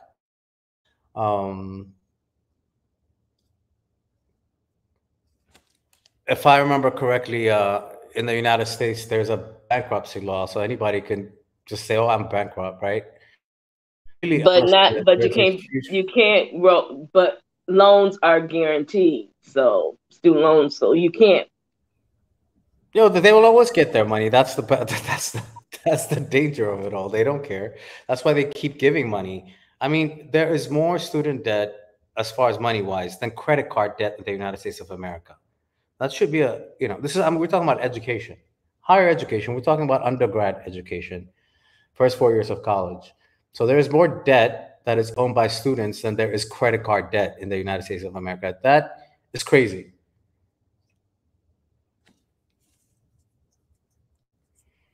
Yeah, and then Because the you loans are wonder why guaranteed. people can't buy homes. No, the loans, student loans are guaranteed. So banks don't care. They'll give that money. Yeah, and they played this game last time. Don't forget, the 2008 housing crisis. They got bailed out with our money, with our tax money, while they were gambling with their own money. You know what I mean? So there is a problem in the global economic system. I don't think that is still yet to be answered. I don't have a solution, but at least I think most countries know. It's funny because I know, Biggie, you brought up Eritrea not taking loans from or assistance from any country, because usually that's another way of enslaving a bigger picture, not even an individual, but a whole entire country, right? Constantly owning money under the guise of development. And maybe we need to balance our not just our banks, but our global system in general. I have a lot of problem with the World Bank and IMF for obvious reasons, because they're the ones that are actually facilitating that. But who is IMF and the World Bank? It's 5 countries. It's definitely China is not really a part of that. It's predominantly the United States and United Kingdom, to be honest. I agree. The International Monetary Fund is different. The way they do their missions. They got specific missions, specific countries, and specific lenders, international lenders, that put the money together. So China might not participate, but in the other way, they have some dip of it. It's just another investment.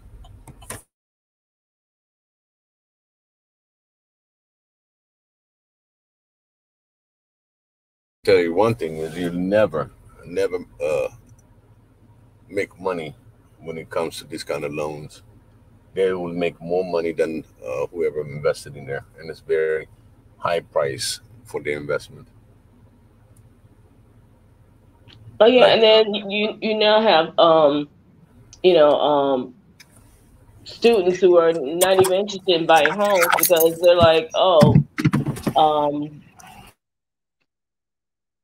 their debt is so high, and so now once you change a way, people think that home ownership is out of reach or not even desirable, then you have communities that are now unstable because people can live anywhere, everywhere, and everybody's looking for what's cheap. So now you've got California burning, hyperinflated cost of homes, and now they're leaving and moving to Texas because it's cheaper, and et cetera, et cetera. So everybody's chasing,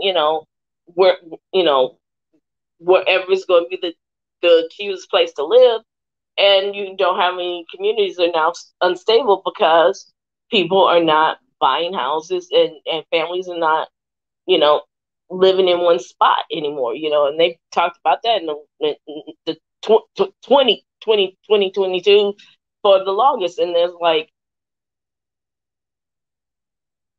people are not seeing the benefit of communities anymore. And now you have gentrification and companies are now in a process of, 2008 housing boom fell. Are we on the cusp of another one? Because I don't know.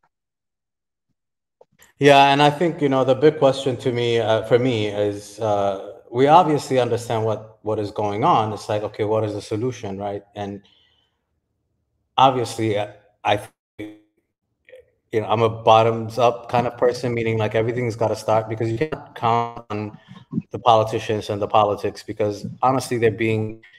Just the bill that they're passing right now, as we're talking right now, they're passing a bill in Congress here in the United States, which they kind of watered down to make sure that the richest people keep making more money and get taxed less than you know, a teacher, a waiter, you know, a basic person that makes $20,000 a year are paying more taxes, and they made sure that that specific thing that was supposed to curb that was taken out. So this is not a system that is ending. It's a continuing, no matter who's in power here in the United States. But again, I think it's much more deeper than that. I think it's global. It's the global system itself. There is a problem. Whenever they're being challenged, they react through what? War, right? Because they got the guns.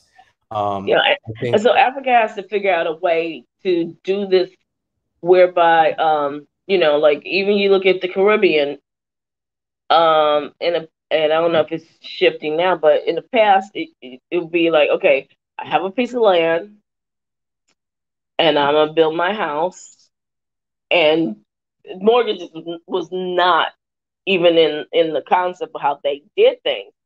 But the way they would do it is they'd get a piece of land, build their house, buy the bricks, and buy everything piece by piece. And it would take a while before that house is then completed. But at the end of it, there was no debt. And they own their homes, and you know, and that's just the way that they would live. So it has to be a way.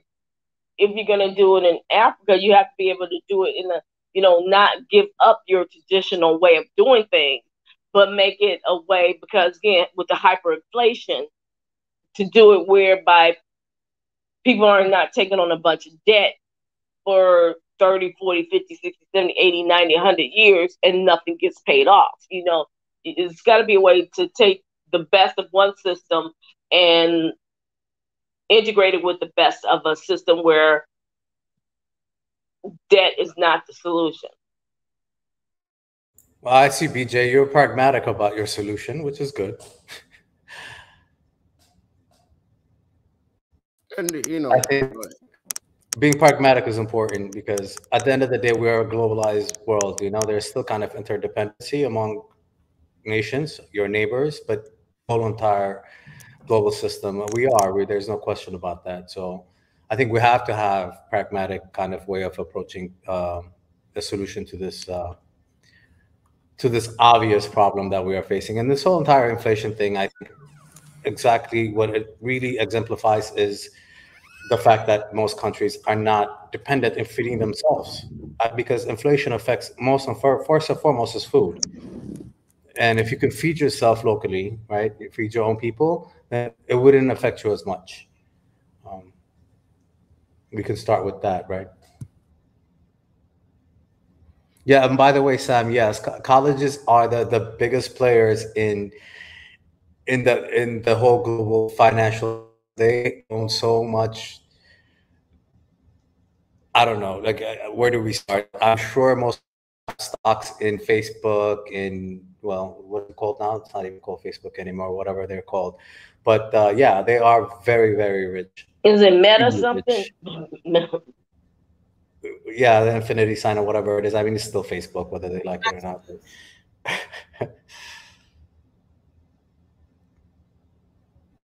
I got a question for Sam. You said there are two streams going on at the same time. Two streams on Swahili Nation, or one on Swahili Nation and one on One Africa? One Africa. Yeah, we got One Africa, and you know, I do both. So I don't know which way people will come in on. Hey, maybe that's why I was getting that echo. Yeah, because that's happened to me before. You got to close the one because you be on two and don't even realize it. Right. Okay, Sam. Here's your answer. Because usually when I set up. I'm sorry. Go ahead, Biggie.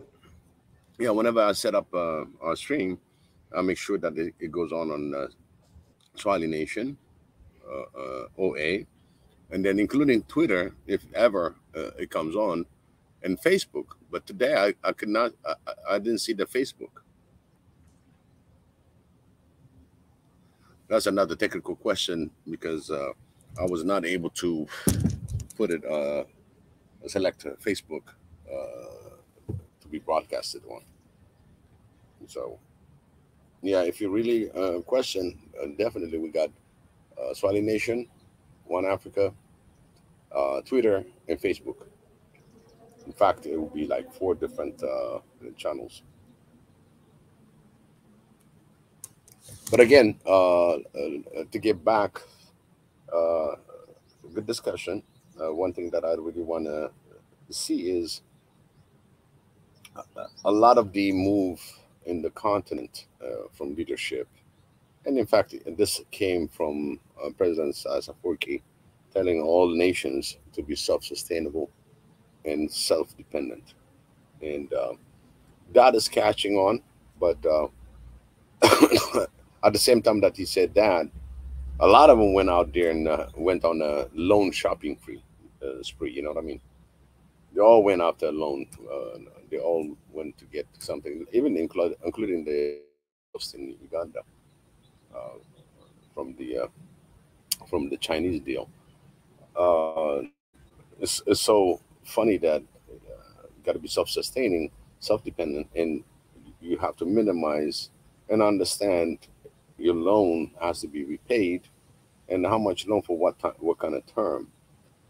Now, if you look at the whole continent, and it's in shambles with loans, but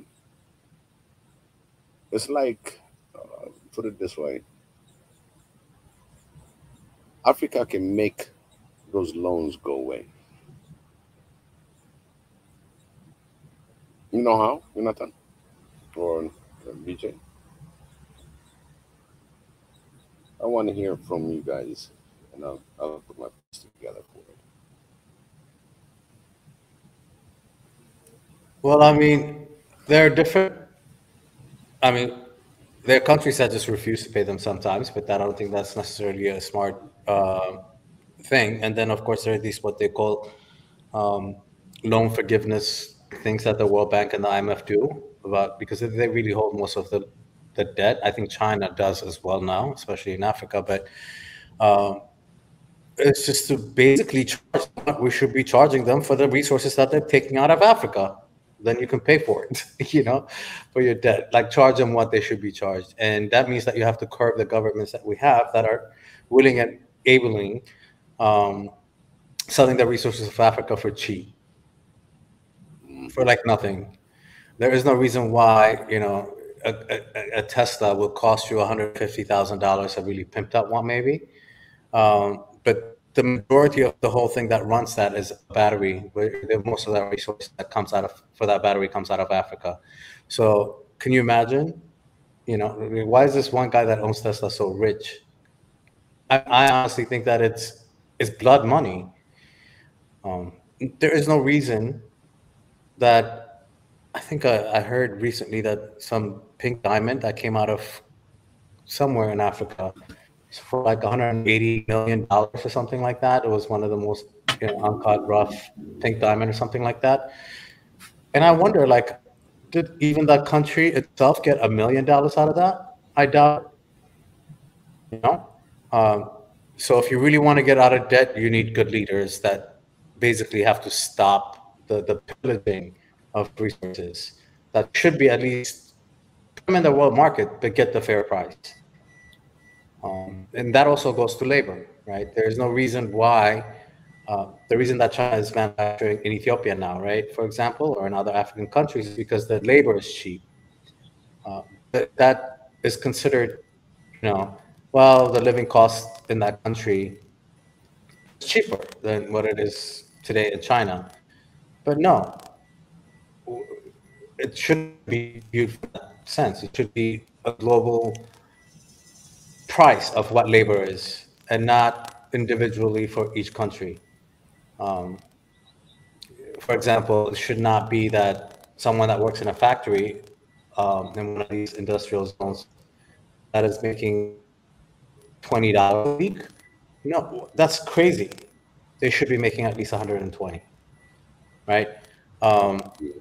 And so these kind of deals that we've signed with these international, because you're trying to bring these, industries in, I get that, but I'm answering your question here. I don't know if it's the right answer. but it's one solution.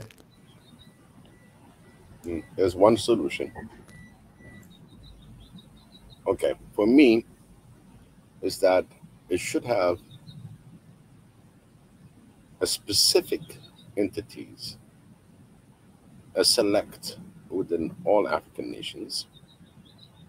It's like an assessment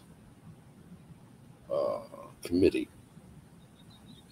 that takes. But if you look at what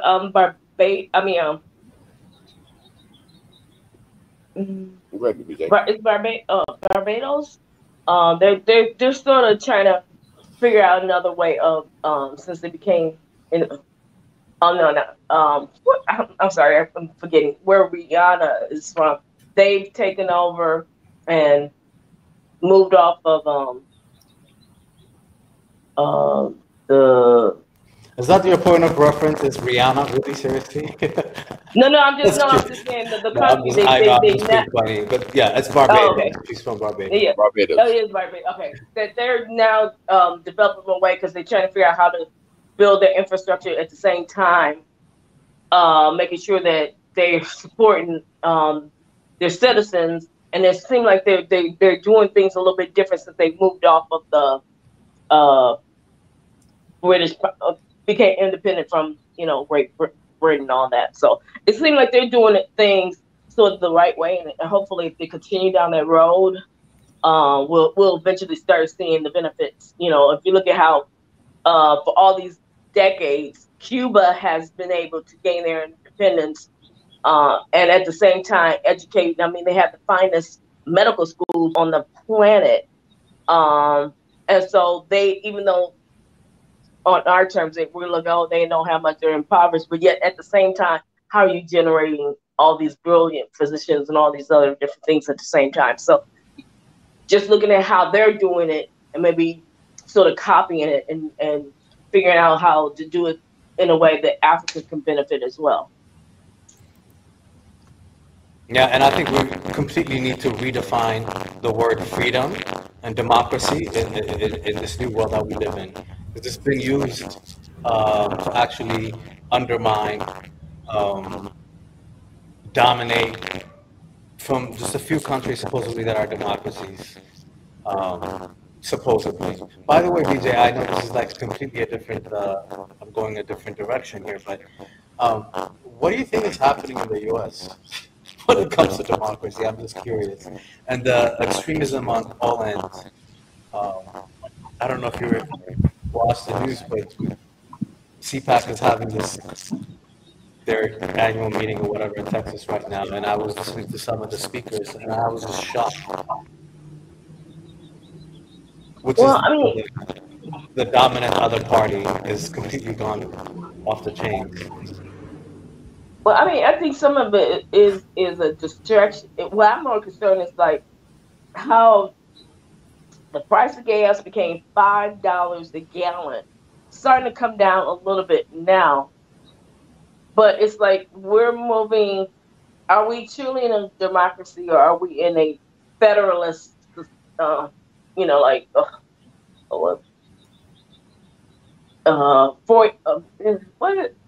sorry, my brain is on. I'm having a little bit of brain fog, but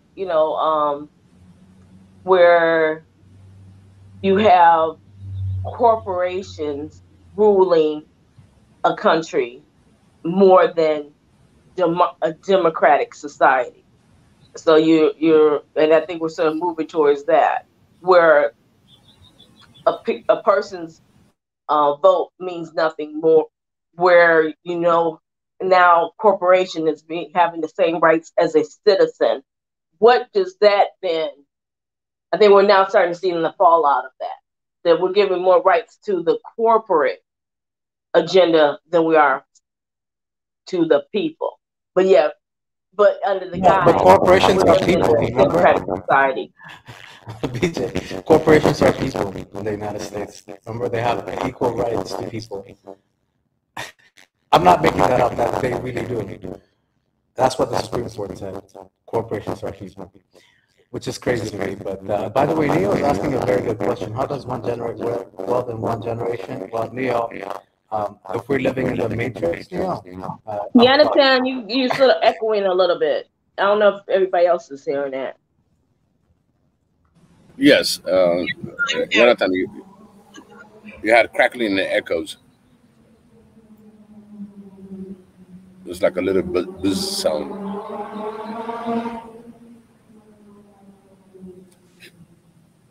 Am I still echoing? And now you're good. No, but it's funny. I started echoing when I was answering it. It's funny because I think I was in the matrix, I guess, because I was answering Neo's question there. How does one generate wealth in one generation? I said, yeah, well, if you're living in the matrix, maybe perhaps unplug yourself. And as I was saying that, I guess my voice, I was unplugging myself. You see, it doesn't like that. You see, it doesn't like messing around with the metrics, you see? But no, I was saying, corporations are people now, according to the U.S. Supreme Court here. So they are treated as people. They have equal rights as an individual. So there's your answer, BJ, on that one. But yeah, that's And the answer from Sam is, yeah, it's possible. But very unlikely for most people. It's true. And I think in the United States, at least, in most places in general, is property. Owning property is the most important part of accumulating wealth, because it's something that you could leverage to do all kinds of things, whether you want to start a business or what have you, or something that you can pass. And this goes back to what me and BJ were talking about, how the United States purposefully made sure that only a select group of people of the society accumulated wealth over a generation, one generation, because they passed that to their children. So I'll give you a prime example. I'm not going to mention his name. Okay. He is a good friend of mine, and very known in Ethiopia, because his dad also owned a garage, and very famous. And what happened was, in the 80s, he was buying a small real estate for gas stations. Okay. So whenever Exxon, whatever Shell comes, he said, hey, I got a property for you, and this is what's going to cost you. He was not making that much money out of that, maybe probably $400-500 a month. Okay.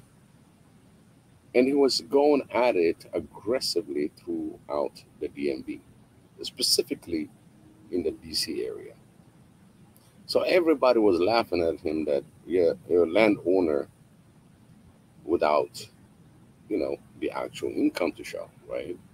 But what he was doing was he was building his wealth.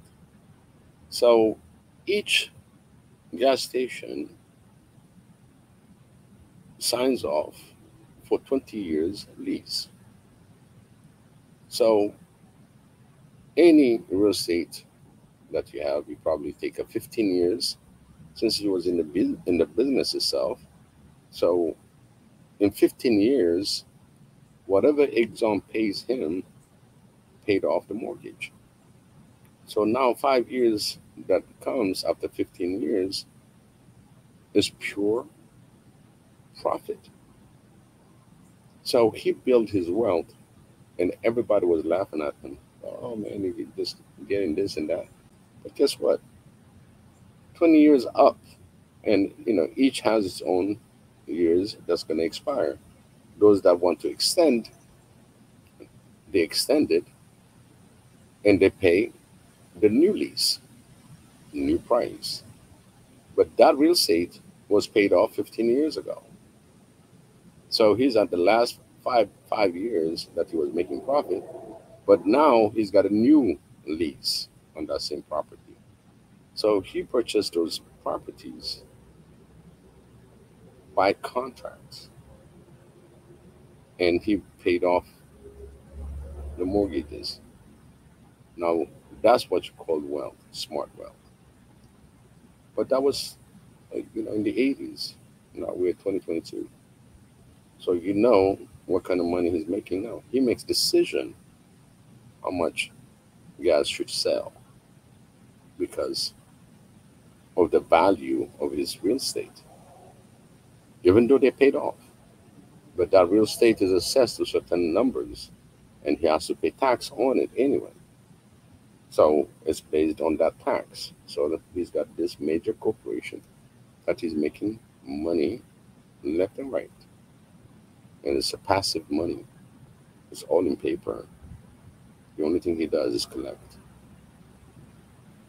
Yeah, and what you're saying, Biggie, I don't know. It's been a while since people have even mentioned it lately, but what do you always say is that owning land, real estate, owning your own home is a way to generate generational wealth. But now you don't hear that much, but it still holds true. So land, again, in Africa, if you have land, you need to make sure that you own it. I mean, if you're going to have all these foreign companies come over and do investment, you look at certain countries, they don't allow their land to be owned by anyone other than the people who are there. So if you want to come over here and do these things, you can only lease. We will give you a lease for X amount of time. Maybe it's 20 years, maybe it's 30 years, and after that, we'll decide and we negotiate those terms. But if you start allowing, in order to take this paper fake money to say, okay, we're in a bind, you can own X, Y, and Z. What's going to generally happen is the same players who own everything here is now going to own everything there because we are giving more value to a piece of paper versus, I still haven't seen a lot with what was going on with Zimbabwe with them saying, okay, we're going to now go to the gold standard. We're going to now generate this gold coin in order to generate some wealth. Because again, like Yanita was talking about this pink diamond that has all this value. What's real should have value, not some imaginary whatever.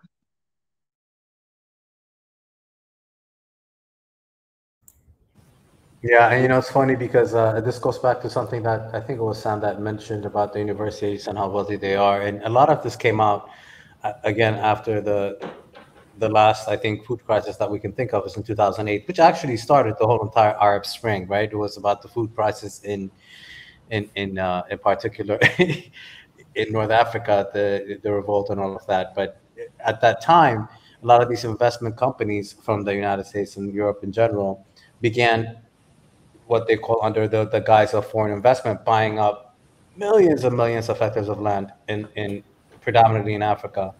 And a lot of those investors, whether they understood or knew it or not, within their portfolio, these lands that they were buying, they were gambling on food, right? Because property has become survival, even for the corporations who are people now, right? So, but at the end of the day, again, I'll go back to the accumulation of wealth, and I think Big, you gave a great example. I mean, your friend or the person that understood back then in 80. And he understood the system here in the United States is about property, but it's beyond the United States. No matter where, it's about owning property. I think that is kind of the most normal way of accumulating wealth within a generation. Of course, owning a business and all of that and passing it on is part of it, but property, it's always about property. I don't know if I'm pretty sure it's still the case. In Ethiopia, you can own property, but you're actually leasing it from the government. You don't really own land in Ethiopia, for example. You're leasing it from the government for, I think, 99 years is the traditional idea of that, which I find interesting. It's different in every country. I think Ghana has opened up its land for. Am I echoing again? No, you're doing good. Okay. No, Ghana is one of these African countries. No matter who you are, they've opened up. There's so many African Americans, people from Jamaica. I mean, from everywhere, from England that have moved. to Ghana and they're buying property and actually buying land in the middle of nowhere and kind of going back to nature in a sense. I mean, I don't know if that. Rwanda also does that. Rwanda. Yeah, I know a it's friend funny. of I mine think that I bought the mentioned this land. to you before that a friend of mine actually moved to Rwanda, and she's actually Eritrean Ethiopian. Moved to Rwanda and has a winery there now, and she couldn't do that in Ethiopia because there is no guarantee of owning the land itself. But anyway, so yeah, I think at the end of the day, it's always about property, and good for your friend, your person. But even the people that I know that have been here for 20, 30 years, the minute that they have some kind of property, whether it's a business property, right, or a home, they're passing that on. It is an accumulation of wealth, and I don't know Absolutely. if I answered a complete answer there, but yeah.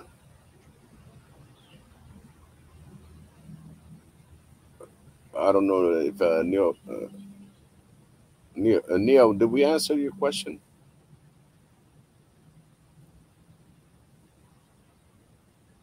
Well, I know she will comment. We'll hear from Neil.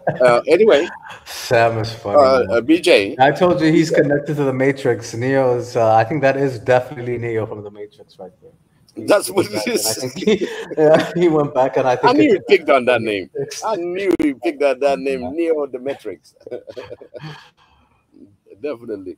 No. One of the thing that Sam put in, there was another discussion that Facebook topped into a deeply wired part of the human brain, the need for connection. And what do you guys think about that? I think this whole, I don't. There was a documentary how people now, they cannot function, specifically those who's got phone and connectivity to the internet. They are at the bus station, they are anywhere, they'll be looking into the phone. But don't forget, it's called social media for a reason. Vicky, I've come on here and here I am on social media, right? YouTube is a social media. I understand how great it could be, but I've said it's also been the downfall of society, because it also becomes that it creates this kind of silos of complete brainwashing sometimes. Not everybody is on it for the purpose of good society. And yeah, I think social media has this definitely good uses, but I also think that it almost equally, if not even more, in a very short period of time, I think it's destabilized society in so many ways. So that's my feeling about social media. One of the things that I look at it from is social media. Yes, right now we're on the social media.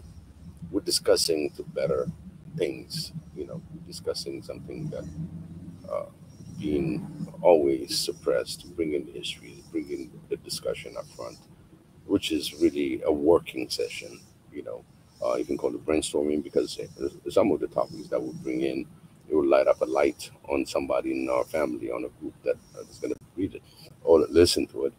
But in general, what happened is it shuts down your creativity. It shuts down. In fact, there was a little YouTube kind of infomercial. There's three friends, that roommates, and it shows they communicate through text messages and stuff like that. And then suddenly the internet went out, and you see them trying to type in something to try to send it. Nothing works. Now they start speaking. Oh, he said, I didn't know you talked. He was surprised. He said, I don't know you can talk. And they start talking. And another neighbor knocked at the door that never left his house ever since the internet was there. And he knocked at the door. He said, "Do you guys have internet?" And everybody looked at him. Do you think we would be talking if we had internet? And that was the bottom line. Like, funny. you think we'd be talking, if we had internet? And what's up, Sam? What is wrong with you, bro? No, I'm sorry. I'm also reading the comments on the side. Sam is crazy, man. When is Sam ever going to come on here and defend some of the stuff that he says? He's going to You are come. funny as hell. You are. He's going to come. I think what he's saying is that social media does solve a problem, but they think it's solving a problem that is actually a lie. What did you say? Living your breath to think you're solving a problem, really? Interesting. But yeah, going back to the social media thing, let's be honest, like Edit B has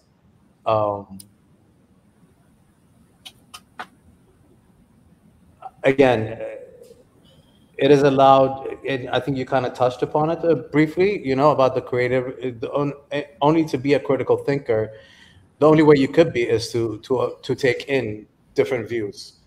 And what social media has done through algorithms or whatever you want to call it, or by choice, even without that, is that you can just listen to what you just want to listen to. And you cannot be a critical thinker when you're just absorbing just one side.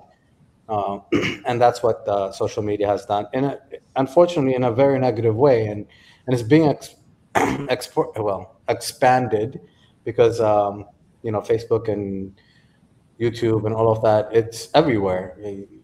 It's not just in the United States, it's everywhere. And it's destabilized countries. We know that. Because that kind of algorithm is not just stuck in, the US, it's also expanded in other countries where no one is listening to each other. That really is important to be a critical thinker, is to listen to different people and to, in some kind of way, come to a middle ground, right? So you cannot do that when you're just totally isolated, like I said, a silo of whatever voice you just want to hear. And I think we're all a part of that. I'm not taking myself out of it, but it is a problem. Yeah, it's just the way we're going to handle it. Sometimes I don't like that some of my ideas, you know what I mean? Because they come back the whole week bombarding you with the same things. You go on YouTube, you search something, how it gets done. And then the next thing you know, if I click on that channel, the whole week you'll get the same information on your YouTube or on your text or somewhere where you say, why did I even type it? Why did I even ask for it? You understand? Because there are so many other important things that you really want to see on a flash of news or whatever that comes in, and then it takes it over on your homepage because of the algorithm. Oh, you like this? Oh, okay, we're going to bombard you. If you search for plane and certain information, you'll get all the plane history throughout the week until you. Now I purposely go into. I just type in telecom, so I'm in telecom. So anything that comes telecom is okay. I'm not going to be bored about it. In fact, you get informed more on your career. But some of the information that you just trying to find out, sometimes living here in the U.S., it seems like everything is listening to you. It seems like everything that I say, somewhere it turns back. Of course, it's always recording, it's always listening, even though they tell you all the privacy laws. But it comes back to you in a form. Somebody randomly will call you, and I can see it as a scam call. But again, when you answer, sometimes you listen, said, wow, this is something that I was looking for a week ago, 2 weeks ago. You know what I mean? It seems like it's coming back to you based on how you use your social media. So sometimes it's so annoying. Surveillance capitalism. Quickly. I'm sorry, what did you call that again? I'm sorry, I heard the capitalism part. It's called surveillance capitalism. Okay. I didn't know that. Yeah, they take they take cues from your digital footprint, and they can market to you via calls or ads based on your preferences? Yeah, I think I need to get off Google because I swear I would literally just look up something and the next thing I know, like in all my social media feeds, all of a sudden there are ads for I was looking for tennis shoes, for example, the other day. Hoka, I don't know if you know Hoka, but there's great running shoes if you have not, or walking shoes. And all of a sudden, like I just Googled it on but like, why does Facebook, not Facebook, I'm sorry, I haven't been Facebook forever, but Instagram, all of a sudden, all my ads is the damn shoes. And I'm like, what? Well, that's Google. Like, but I'm like, what the hell? It is crazy. It is so crazy. So that means that they're working together and they're not the same company, but yeah, obviously we've all seen that madness. Google and Facebook are working together. I'm sorry? Google and Facebook are working together, and Google is the main browser implicated in surveillance capitalism. Yeah, so I need to get off that. I think I heard that I probably need to get off. What do you call it? Really ruining my life. The surveillance? Yeah, surveillance capitalism, and the author is Shoshana Zuboff. Can you type it on a private? Type it on a private. She put it in the chat. Surveillance capitalism. Oh, she did? Yeah, okay. That sounds like a Swedish name, Zuboff. I could be wrong, but. I know she's Jewish, but I don't know where her family originated from, whether it's Hungary or where. I have to check. Hungary. Can we talk about, okay, this is going back to what I was asking BJ. What in the world is going on with the Hungarian president speaking? You mean his fascist speech? Did you see that? And that's what I was asking BJ earlier. What is happening to the big, they own 50% of the Senate right now, and that's their party. That's the party of the United States. Half of the United States invited this guy to give the most Nazi sounding speech I've ever heard in my life in the political stage of a political party that is a dominant political party. And unbelievable. So you did hear it, Mary Antoinette. How crazy was that? No, I mean, it's where everything's going. It's like people want to say, we just don't understand that these two parties are just one party being controlled by one entity. And it is literally, capitalism is just the illusion. Now it's like you said, it's they play the long game.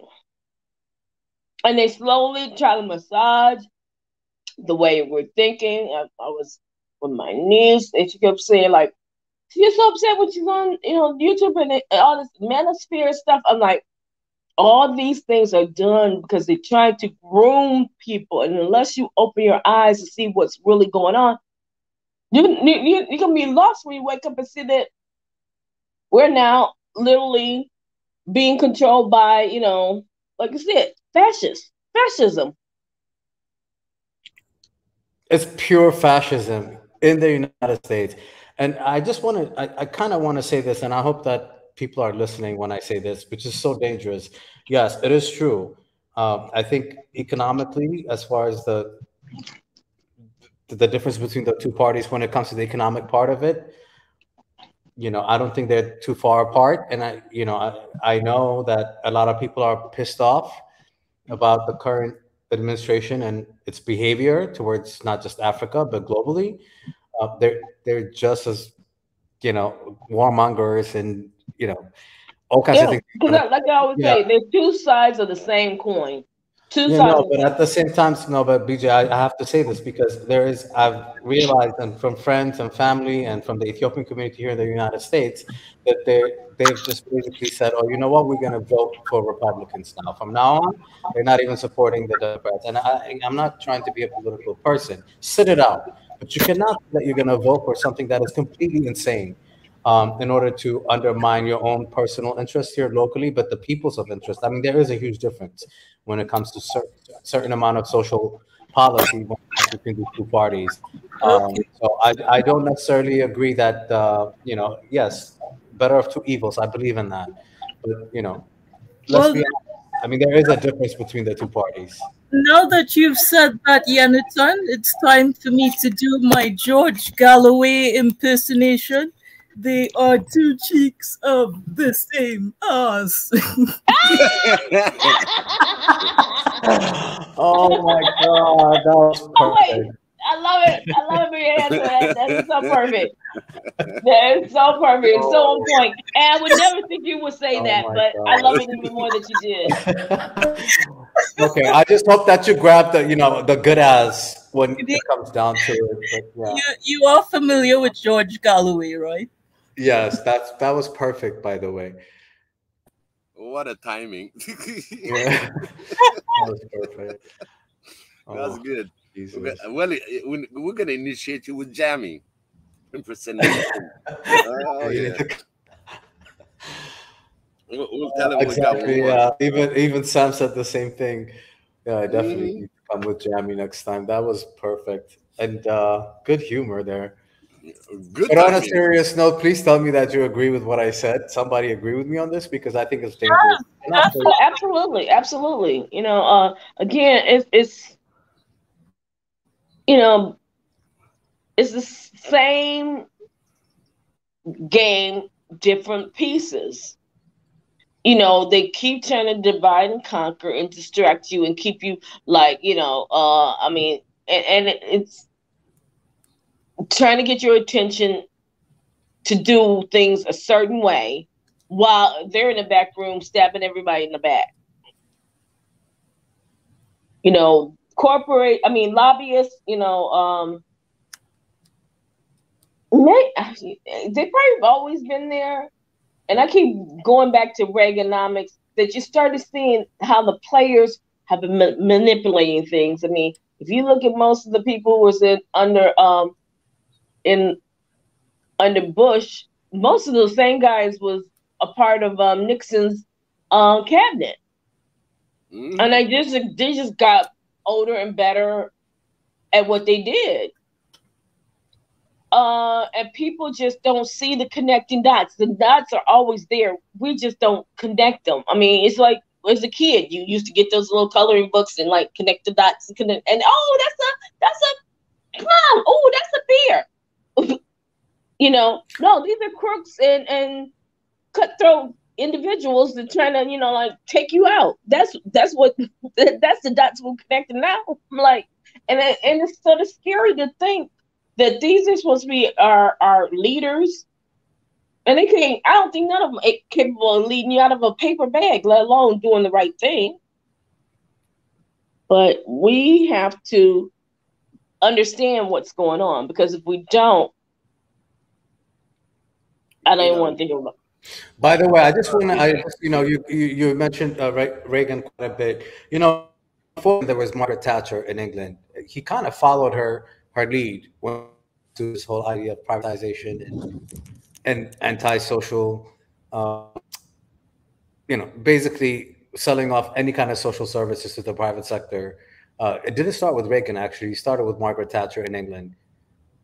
I just want to point that out because the two of them worked together literally through the 80s, and this whole idea of that's true. Interest and individualism. That's true. You see, Jonathan, the way you said it, of going from one party to the other party, right? There's one thing about both parties that is wrong, okay? And the way I look at them is, unless they change the foreign policy based on understanding, just like King Arthur said, on a round table, he said, let's serve each other and be kings. Okay. By serving each other, by benefiting from each other's trades and all that, you can do better. And you can do a lot more better, because people will be coming in to this kind of ideas. Unless the foreign policies of the United States don't change. In our country, we say, Jonathan, meaning, whatever that you turn your pot around, those stones, and you got the fire, still if you change the stones, the fire hits up the same thing. The result is the same. So if you don't change the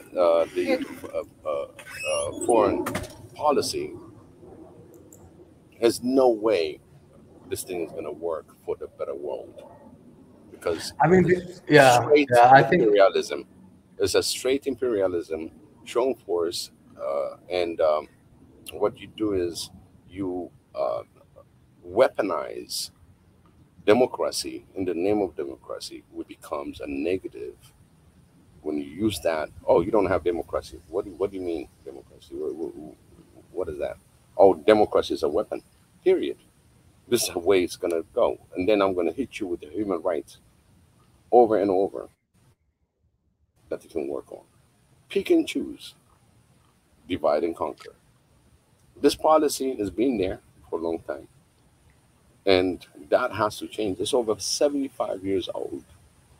They said the one that controlled the weather controlled the world. So we're talking about control. This is during what Lyndon time, Lyndon Johnson. Did I say that? Russia before that, in the 50s, said, yeah, you control the weather, you control it all. So it's all about control. All the ideology is to control and to really oversee what's going on to protect the interest. You come into a different country and you say, I'm protecting my interest. Well, your interest, I'm not coming and fighting your country. I'm here living my own life, minding my own business. Here you are enforcing that about human right, how I'm going to live. You literally invaded my space. So every time you're going to come up with the democracy, and the democracy, what is democracy? But I just said that earlier. We need to redefine what that means. Yeah, what does it mean? But it's been used as a weapon. Yeah, it's weaponized now.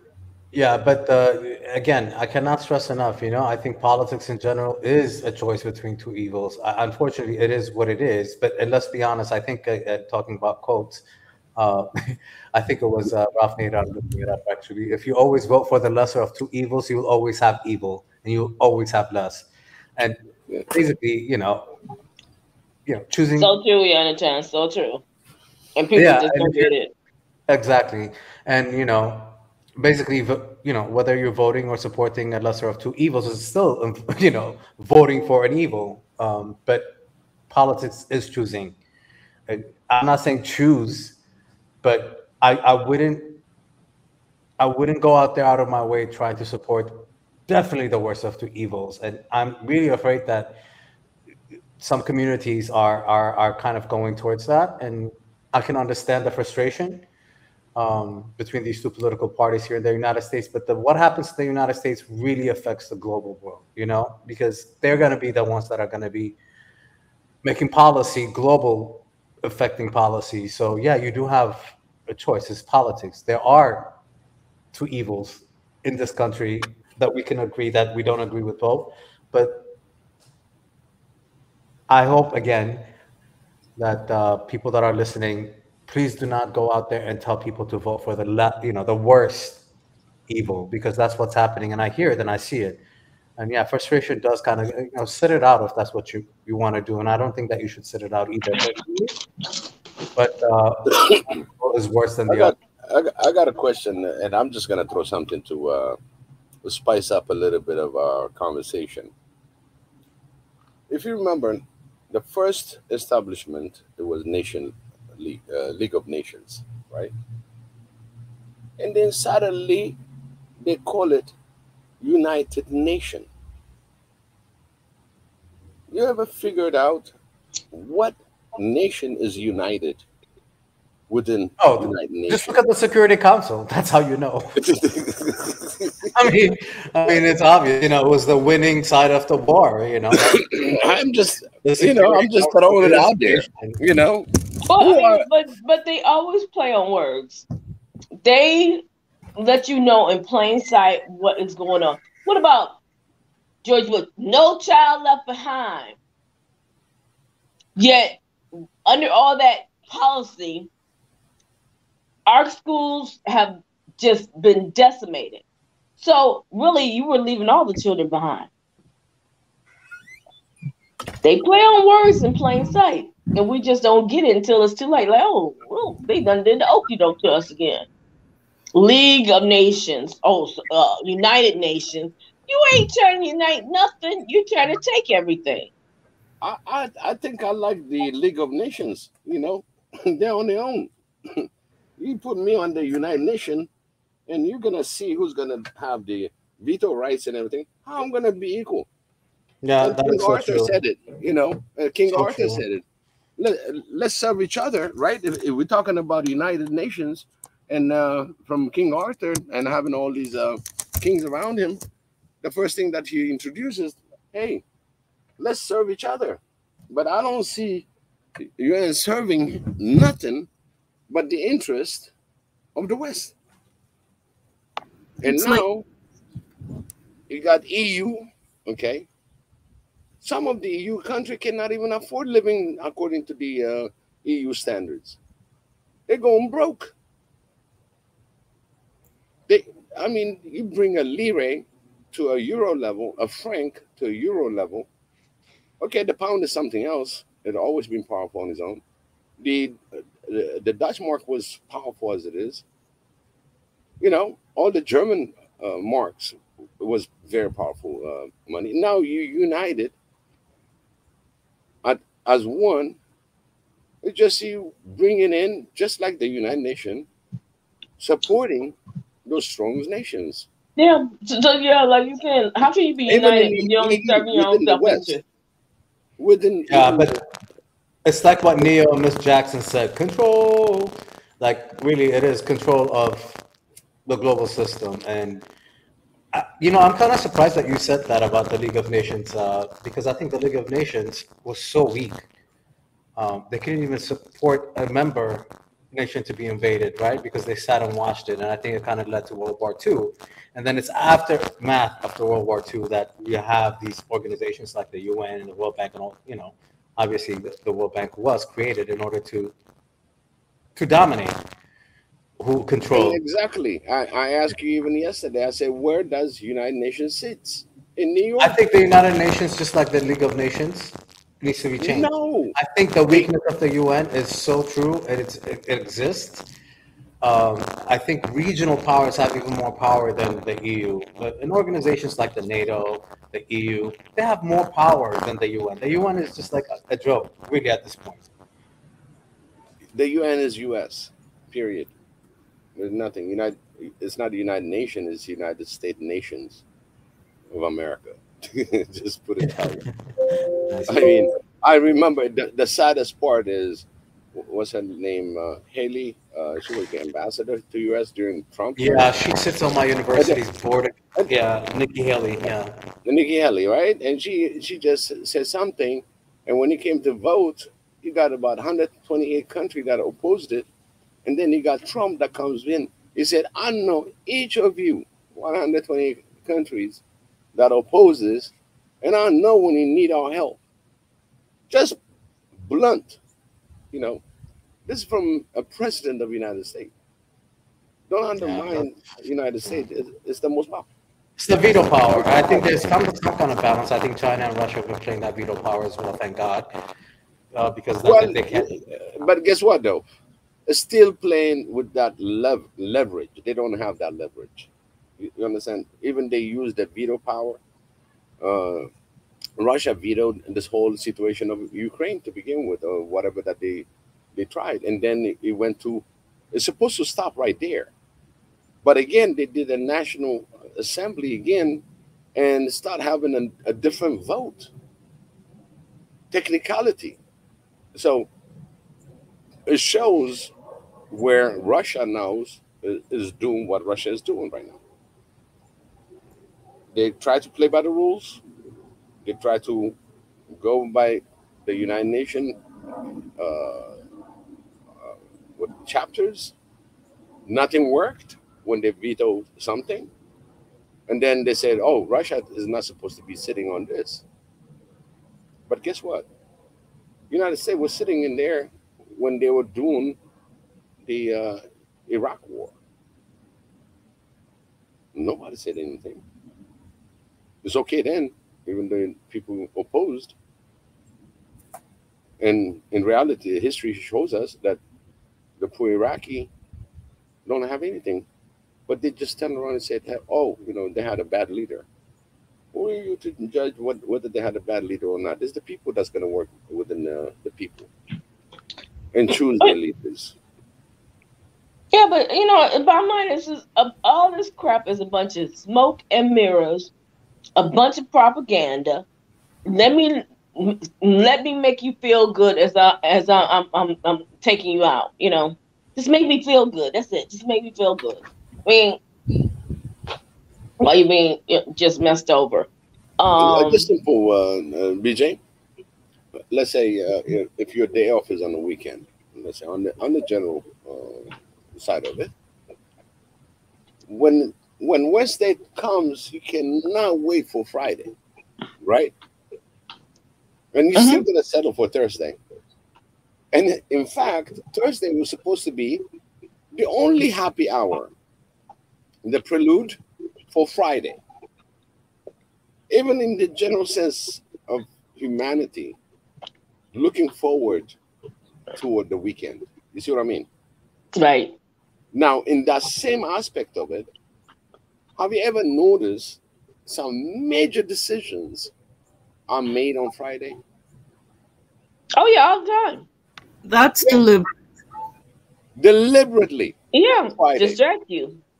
Even though they have a date that says Thursday, right? And then after midnight is Friday. But Thursday after. But the thing is Thursday that think after about midnight. it. Think about it, Big E. Of course, I'm gonna do it Friday closing time, because if I do it Thursday, that gives you enough time to get in that car, come knock on the door, and say what's going on. Right. But Saturday, I'm sorry, everything's closed. There's nothing we can do about it. It's already done. I'm sorry. See you Monday. And then they have the whole weekend to push anything that's going to block you from even trying to change anything. They're ready for Monday. Yeah. Because they know the mind of the general populace on the weekend coming. They're too busy barbecue. Who's thinking about barbecue? No, I'm saying that's because I'm craving some barbecue today. Anyway, no, oh, very good. Your voice started crackling, Jonathan. Okay. It's crackling. No, Jonathan just got all that bass in his voice. That's all it is. But he can be a good singer every time he comes clear. So what I'm saying is, unless the U.S. policy makes some changes, major changes, the world is going to be the same way over and over and over and over until it cracks. And right now we're at the level that's really cracking because we got a lot of people that are COVIDized. I always mention this, right? COVID has always been the excuses, and eventually they believe it so much that the reality is there, but at the same time, their mind never got off from that mind, and all the decision makers, they're not making any sound decision. The advisors are not advising the right things. Even if they advise them, they're stubborn not to change it, not to do anything. Well, no, Biggie. Remember they are advising. They are making sound decisions. Decisions are sound for them, but they don't listen. No. The leadership They're are doing not it listening because they feel like they're going to get something out of it, or either I'm powerless to do anything about it. So I might as well just go ahead and just, go through the motions. Because as long as I'm not threatened by it, I'm not going to worry about it. I think they got to rethink globalization, rethink it, and redo due diligence on everything that you think you're going to be doing globally. Because now, globally, there's a lot of miseries out there. Globally, financially, people are going down. They're not having what they used to have. Easy way, easy peasy that you can think of. Look at the stock. Look at the market. That's going like Marie Antoinette. You said nothing is moving. Nothing is moving. And I think Sam probably can put some comment because Sam does some few trades and stuff like that. He can. No, Sam gets in and out of it. He said he doesn't stick around too long. Right, but again, he knows something better than us. Why he's in and out. You know what I mean? He knows. No, I had my money on in and out. I don't trust the financial craziness there. By the way, I just want to quickly, because I think I was cutting off earlier. Yes, I do have a bass in my voice, BJ. I don't, but I think my headphone is kind of weird. It cuts in and out for whatever reason. But I think Neo, by the way, his name is actually African. He said something that was so true, right? Who unites the nations? He said, ? One who would love to rule the nations, right? That's so true. There you go. Thank you for putting that up there. But I think it's a little more deeper than that. And I forgot his name. I think it's those countries that have nuclear weapons are the ones that try to unite nations against others that own weapons. I think what goes on between Pakistan and India is a great example of that, right? So they're facing each other, but it comes down to war. It comes down who has security. Every country chooses what it does for self-interest of its population. At the end of the day, there's a border around our countries where we can, countries control, as globalized as we are. And those choices that we make, and we try to, whether it's soft way of uniting nations that guarantee some kind of support, or the hard way, which is the weapons, right? So it's a combination of both. It goes back to the Jamie question that I asked actually when Jamie was on, winning the heart and minds of Africans. I mean, Africa doesn't have the kind of military capability to choose, but they know that you still have to win some soft power. And there always has to be a balance of power. World globally, it was in the past, it was about communism and democracy. I think that's something else, and we haven't figured out what it is yet. But I think there's still kind of this, when you're in the middle of something, you don't see the crap until it's completely done, and then you look back at it.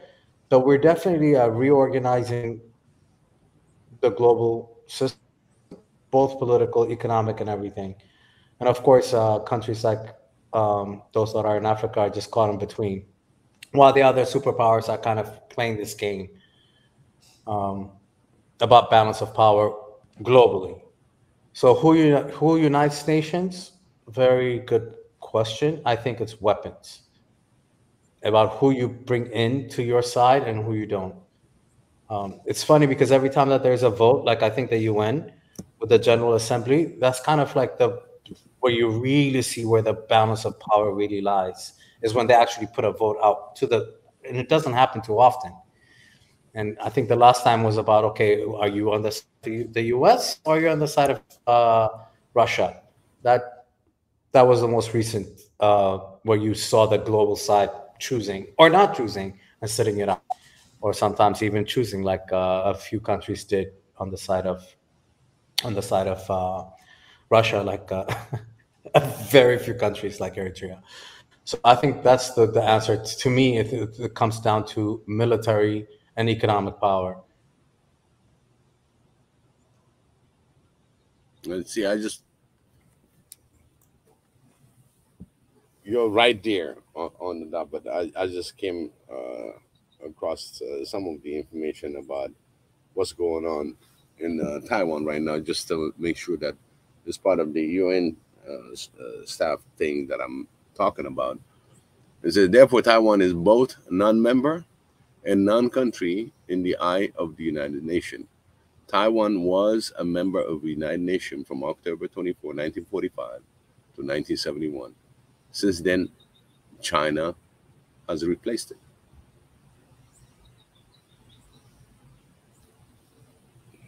Kind of tricky, huh? Yeah, you know, sometimes when you my question is, why did that happen? I think Hong Kong might be an answer as well. So I don't know. And sometimes I just prefer not to. If I don't know, I wish Pai was here, because he was explaining certain things that happened, and I think we'll take it from another what do you call it, another conversation to get this answer sometime this week. But it's a good question. Why Pai lost? Why Taiwan lost the status in the United Nations? One thing because that me, just from a layperson, I'm saying, is it because of the rise of China when it became more a manufacturing empire for the world? Where, because before then, like you said, made in Taiwan, made in Taiwan, made in Taiwan, and now all of a sudden everything's made in China. I mean, it's the same corporate goons playing the same game and finding something cute and pretty. Because again, why would you take their voice away from them? Yeah, actually, one of the things that Pai told me, in fact, that was the guy that came in from China to Taiwan, and he was the leader. And when he lost for Mao Zedong, right? And what he did was he put Taiwan in a pedestal to conquer the mainland of China. And within that war, something gave from Taiwan end, and they became part of China representation. That's that's always the pieces they never explain. What did they have to give up in order to get what they got? I think it was the leadership. It was the leadership it was a Chinese leader that was really against Mao Zedong, and he went almost like an exile in Taiwan, and he became the leader in Taiwan. And I think the giving up of the leadership or whatever that happens, then it kind of they said, okay, you can run it the way you want to run it, but we want him, or something like that. So this is not something that I clearly know why Taiwan is not part of the. Well, you can search it and find out, but again, there's a lot of things that are really hidden that we don't understand.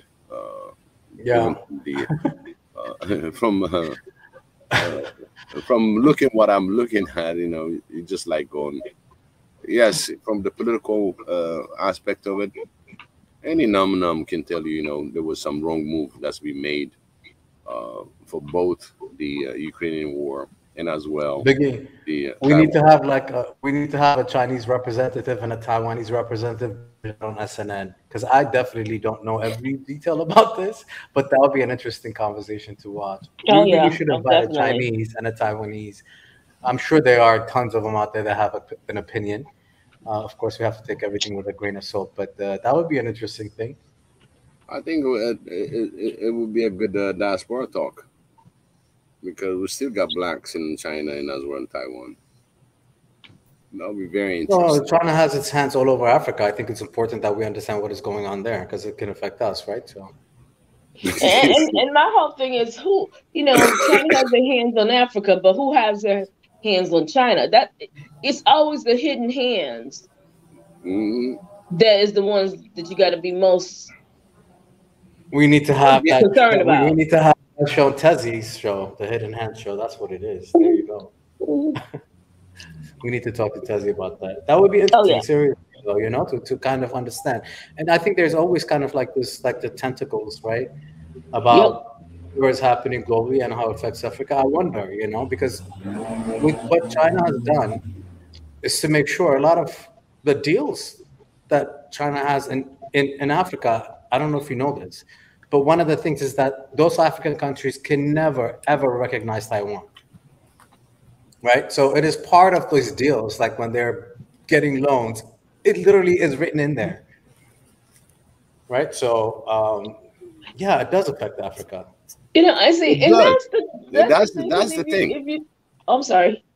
Yeah, that's the thing that I'm talking about. Everything that we learn, what's going on outside Africa, what is the repercussion that comes like a boomerang to Africa?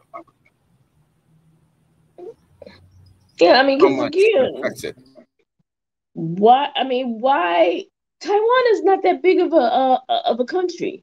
I mean, and because that's like me being in the States, and we like big island. Growing up, communism is the worst thing, Russia and China, and okay, there's Cuba. Now we got relationships with Russia, we got a relationship with China, but why is Cuba, this little small island, still like the worst thing on the planet? You know, it's like there's always more behind it, and they never tell us that. This trouble with Cuba started when Fidel Castro decided to nationalize the companies that the foreigners were. Well, they acted as instruments for the foreigners to have full advantage over Cuba's natural resources. So when he decided to nationalize those companies, that cut their profits, and they have been under sanctions ever since. Yeah, but Cuba still is a small country. China hasn't done anything like that. We don't have any problem with them. Russia, really? I mean, no, listen. Taiwan, by the way, produces 90% of the high-tech chips that the United States use in its most important sectors, including the military. So Taiwan is actually extremely important for the United States. I think they just added a new thing they just passed in Congress, is that the fact that the United States is finally going to realize that they're going to have to start producing their own chips. I'm like, the fact that they import 90% of high-tech chips from Taiwan, which is a small island, that is true. That's why they're fighting over. Critical. Yeah, it is critical. So I mean, I don't want to undermine the importance of Taiwan to the United States. They don't go for these countries and play these games that they're playing if it did not directly, economically, politically, obviously militarily affects them. So yeah, Taiwan is a major deal for the United States. It's also the principle of the domino effect.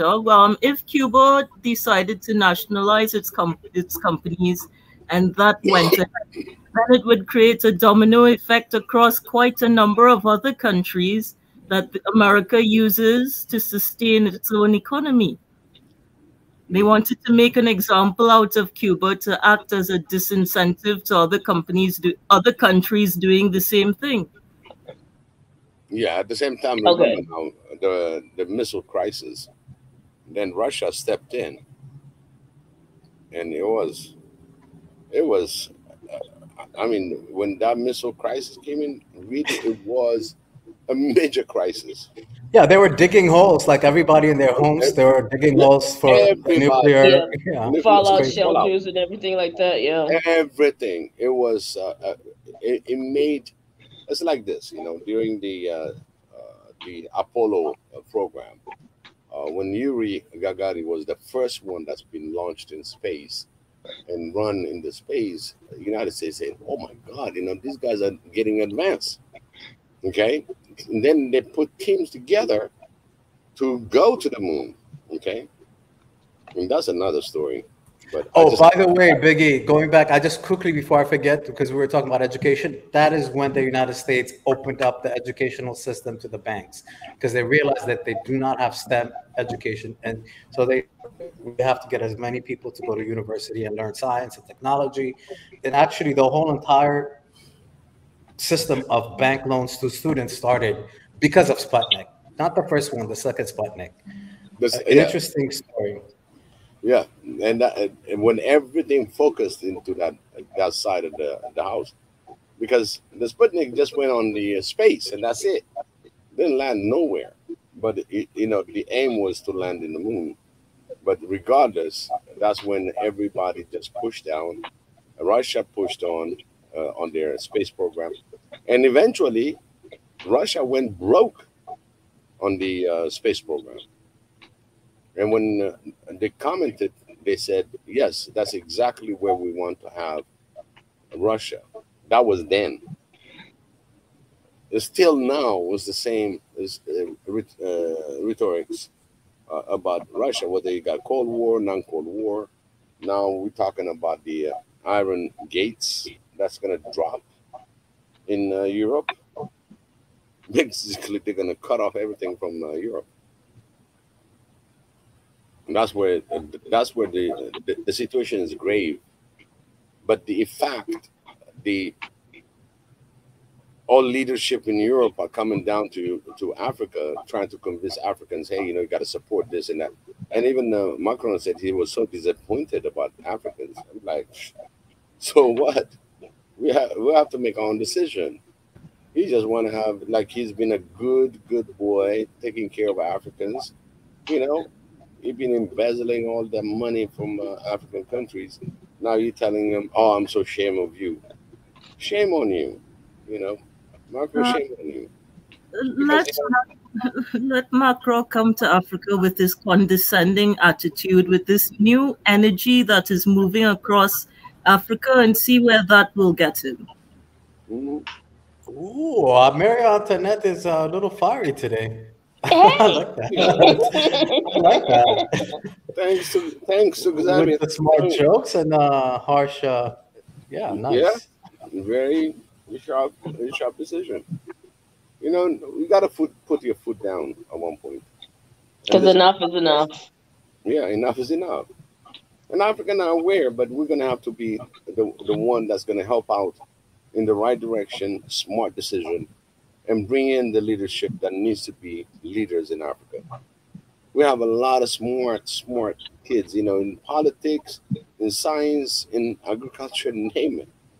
We have top kids. They're harvesting our kids right now. And they're harvesting our kids. You're a top student. Oh, we're going to give you free scholarship. But Vicky, when haven't they done that? Really, if you look at, when haven't they harvested us? Yes. Oh my God. That is so true. BJ, you started with the whole enslaving thing earlier. It's so true. They've been harvesting us for centuries. That's what I'm saying. By the way, an interesting word to use. I've never heard anybody use the word harvest, but that is interesting. Yeah, that's what I look at it. I said we've been harvested for cheap labor, for high education, for high intellectual properties, name it. And they're still doing it. In fact, the company, they're also harvesting our children with the crazy adaptation and adoption. Okay, I'm just not going. Oh my God! No, let's not go there. Okay, yeah. No, but it's true. They were really harvesting children. Jonathan, I want to close this nice point. If I'm going to add that, we're going to have another 8 hours. A whole another conversation. Definitely. Marie Antoinette is going to give up on us. Okay. I'm telling you. Because that's why, the beauty of Swahili Nation One Africa platform, we can talk about everything and anything. And we'll always take a note on what's going to be the next conversation. And the awesome thing is a follow-up. This is our brainstorming. This is the way we're going to start thinking. We got to start thinking African. We got to start being Africa. And Biggie, are you saying that we're going to have a conversation about harvesting babies in Africa for adoption? Oh, yeah. I'll put it on Tanzania. Actually, Tanzania can handle those kind of topics. You know, I respect. I know what I can do, and things that I cannot do, I'm upfront. I tried my old multitasking and trying to fill in the Tanzan show. Boy, that was the hardest one. It was the hardest one. It is. It's not easy. No, and Tanzan handles her business. I'm very impressed with Tanzan because those are very strong, emotionally challenging conversations she puts on there. So yeah. By the way, Sam, you need to one of these days come in and say he's saying that we never landed on the moon. He's really a conspiracy theorist, or he's just the stuff just to kind of get attention over there. But maybe you're right. Maybe we never did land on the moon. And who really cares? We haven't even really been able to. I'll give you information now since he started cracking up on the moon landing.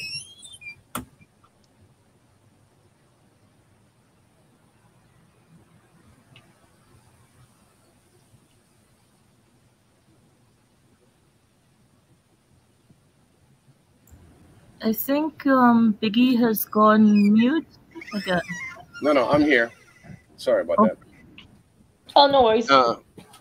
And on the moon landing, when Donald Trump said, "Okay, I'm going to give you $23 billion, so make sure that you land on the moon before my next election." And you know what NASA answered? "Oh, Mr. President, it's not going to be that easy." You said, "What do you mean? We landed I don't know how many times." And NASA responded, "Yeah, we lost the telemetry information data, so we're gonna have to recreate it." And then he said, "What do you mean? It's supposed to be in a vault. It's supposed to be protected." Can you imagine all this NASA mission that went to the moon was lost? The whole telemetry, how to get there, because we know why. I don't know if you guys heard about the Van Halen belt. It's a radiation belt.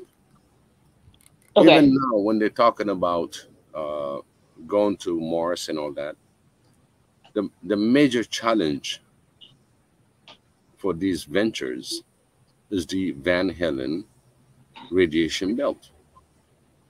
All this tin aluminum, all this tin protection that he thought he did, you have to cross that to go to the moon. Well, you know what, Biggie? I mean, Okay. I let people believe whatever they want to. But how do we think a meteor, and God only knows what these meteors are made out of, are broken up through our stratosphere, tropopause, and all that other stuff, and come down here as a pebble? Yeah, they called it out, and they called it out on how all these things comes. And there's people that they call them conspiracy theorists and all that, but these guys came in with the scientific evidence and how we cannot do. After all this Apollo landing and all that, the Van Halen radiation belt came after that. And then that was last year, if I'm not mistaken, February 19. Scientists got together and they said that the moon is inside our atmosphere. And that blows my mind. It was a sign. I said, how many lies are gonna go on and on? This is a scientific research. If I find, I'll find the article that the moon was inside our atmosphere. And that was last year. No, listen, Biggie, today on the news, it was, I just posted it for Sam, the link. They just admitted some French scientists had posted an image and said it was a distant star. And scientists were like, oh, wow. And it was a slice of chorizo. You know what chorizo is? It's like a sausage, a Spanish sausage. So I don't blame why people sometimes are skeptical about what we see. I think, and that was just today, mind you. So yeah. It was a slice of chorizo. It's like the truth is going to come out because the truth is always there, and the truth, it might take time, but it's going to come out. It's going to come out. And again, you know, the Van Halen radiation belt is all around the Earth.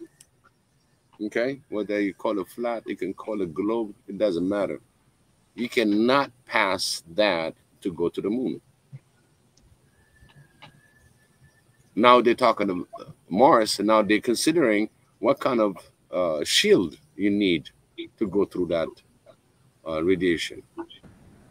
I believe they're trying to get something done while they're, you know, there's a prophecy by native indigenous Americans, the indigenous Americans, that says when something grand is supposed to happen, when they collect a sample of soil from the moon, and that is perhaps why they're trying to fake it, even though they can't actually achieve it, these scientists, because they're trying to coerce something else into happening.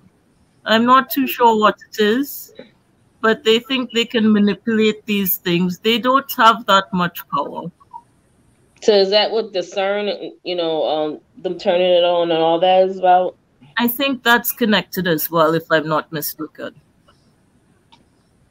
And I'll share a screen for you guys, just for those that are curious about it. And I'll drop the link in there. And let me see if I can share this. Well, we're going to the moon now. So family, bear with me. I'm going to share this with you guys.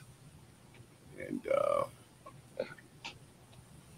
this is incredible information that put all your thinking a little bit differently.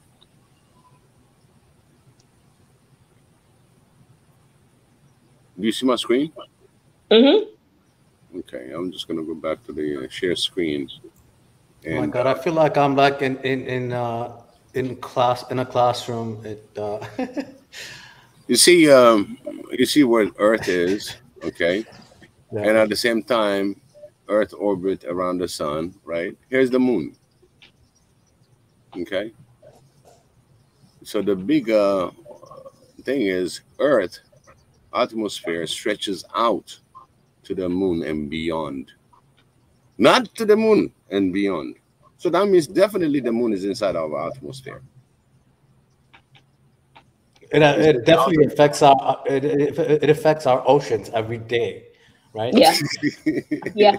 Like, of course it is. I mean, that's a sort of like the magnetic. I mean, that's why. Yeah. Anyway, but yeah, go ahead. I'm sorry. So this is a cover up. Okay, millions and millions of miles from Earth. Now she's in the atmosphere. That means that tells you the Van Halen is gonna be after the moon, past the moon. This is a pacifier information. It's pacifier. Why they're not aware of it while they were flying back and forth all this time? Oh, wait, just looking at that saying, we were not aware of it until we dusted off observations made over 2 decades ago by the Soho spacecraft. Really? Yeah. You see that? That don't even make any sense. Okay, first of all, like, I don't know how we started out about. How did we get to this topic? Like, this is all over the place. No, like we're talking about the moon and the like. What in the world is? I think it's the Matrix. I think I blame all this on Neo. It's information. Yeah, I know. Disinformation. The information came in. That's what it is. And how it goes. And by the way, I thought Van Halen was a band. I didn't realize it was actually a scientific thing. Exactly. Yeah, it's a radiation belt. And there's no way we flew through everything with those costumes. All right. Right now, I guess we're down to the. Right now, I got a couple things that I got to do. Yeah, And thank same here. you. I think I'm craving some barbecue. I wish I can take everybody with me. I think I'm gonna go get some ribs. There you that go. sounds so Beautiful good. thing being in the Hey, South a little bit because they have some good ribs. absolutely, you're in the right place. And for me, Yeah. is the Rib Shack in Allentown, Maryland, and Okay. that's from North Carolina. So definitely, I know you got the best ribs. Oh, y'all getting some goodies. Yes, they do. Well, family, thank you so much for joining me. BJ, thank you. Marie Antoinette, Jonathan Azuro, everybody that's been joining on the panel, been a great, great co-host. And I mean, you're the family. You know everything that we need to talk about and bring it up. And sometimes we go sideways, but at the same time, it's an information that needs to be delivered. And those that are on the comment section, Sam, gratefully, and Neo, the metrics. I will say now. Now we give you a nickname. But again, Neo, thank you so much for your comment, your participation, your exercising all the questions and answers, and this is beautiful. This is what Swahili Nation One Africa is about. We're gonna talk and talk and talk because there's a lot of things that we missed within the last 100 years at least of information that's been taken away from us, intelligence that's been taken away from us, the science that's been taken away from us, including our brothers and sisters that have been taken away from the continent as slaves. And that is the discussion that we have to better ourselves, to understand, to share information, and to pass it on to the rest of African brothers and sisters, and including the diaspora. The diaspora has information also. So this is how we share information. Please join us in any time that you have. Please share, subscribe to us, and most of all, please support us in the GoFundMe to create our own office, Swahili Nation One Africa, in Tanzania. And I always pray for Mika for his vision, for giving us the opportunity to discuss our views in any which way, 7 days a week, different hosts, a lot of co-hosts that you see here, BJ, Marion, Panet, Jonathan, are the major panelists with us as a co-host, and they've been doing a lot of wonderful jobs, and I cannot be a better place than I know this is my family. And thank you so much for giving me this opportunity to voice myself and as well all the African brothers and sisters voice in these panels and in the comments. Again, thank you so much. And I want to close this with a prayer. And I'm so grateful. One thing that we have to remember is before asking for something more, be grateful for what you have. So I'll start with that. Well, Xavier, Biggie, before you close and your prayer, you should let everybody at least say a sentence or two. I'm just saying, just a blessing. Okay, I'm just on the blessing. A closing Again, statement. you're the panelist, so definitely I'll give you that opportunity because I want to hear the last word. Because I'm just gonna say that just to make sure that we are really blessed for having this beautiful Saturday and have this discussion. As you said, who you want us to start with? BJ, Marie Antoinette. Ladies first, yeah, of course. There you go. What a gentleman, you know.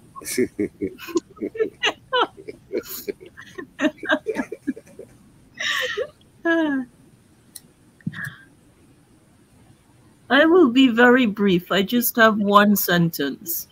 I would just like us all to remember that we are not victims. Okay, as long as we remain mentally strong, they cannot overcome our power. Absolutely, Marie Antoinette. Absolutely. I mean, I'll just say, if we look to the past, it should set us up with a foundation for the future. I don't know what's going on with us. Well, we feel so defeated and impossible. I mean, I know the propaganda is out there, but if you think about what our ancestors had to endure, had to fight and still survive, but yet we created some of the most innovative inventions. I'll just throw Mr. George Washington Carver out there. You know, they only talk about him as doing all these experiments with the peanut. But he also invented bleach. Not one of us on this planet do not use bleach for some reason. Man been gone for a long, long time. And yet his inventions are still building on itself. So and I only use it as an example of this is someone who didn't have a lot of means, but yet his mind, and he knew his mind was the most important and powerful thing that he possessed. We're now giving all that control to external forces that are not looking at our best interests. Our kids need to know there is nothing on this planet that they can't do and accomplish if they set their minds towards it. Thank you, Biggie, for having me. Oh, I appreciate all you guys, man. Jonathan, and even Sam was the one who started the moon conversation. So I just want to put that out there. By the way. Can I? No, wait. Go ahead, Biggie. I was gonna say on that part quickly. I just want to say my last 2 sentences really quickly.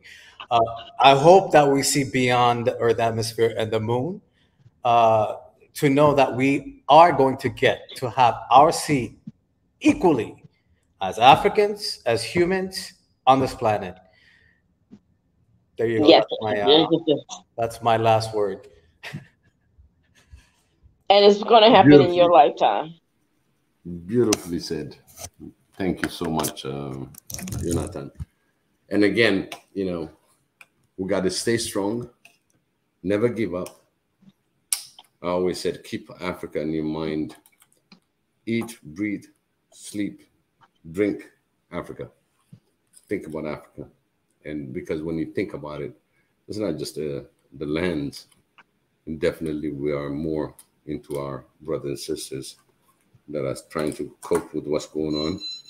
And we're the one here in the Western countries, diasporas.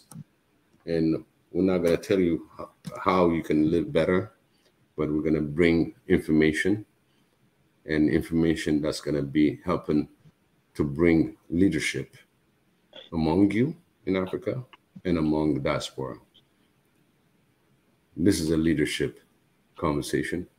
All these talks that we do, we're always going to click into one that's going to rise up to the occasion, step up to the plate, and really demonstrate what he can do for Africa, or what she can do for Africa.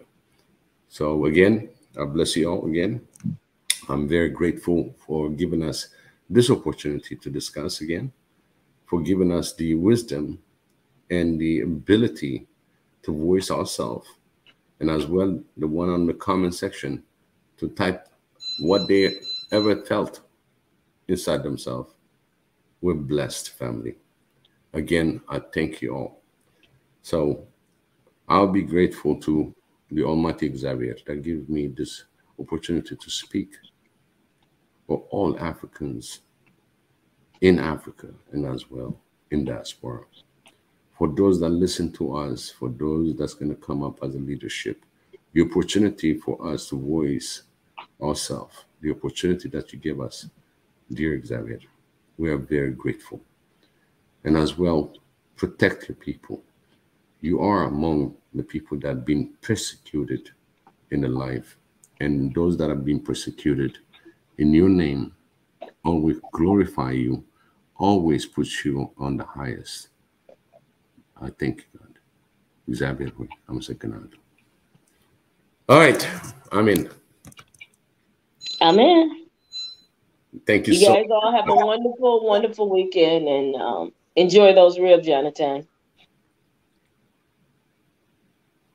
Enjoy, Jonathan. Jonathan, enjoy your ribs. Ribs. I'll just take a picture. Take a picture and share with us. You know what? We're on WhatsApp, so we know what kind of ribs they got. All right. Good night, everybody. Have a nice weekend. Enjoy. You too. Take care. Enjoy. Take care. Bye. Bye. Bye.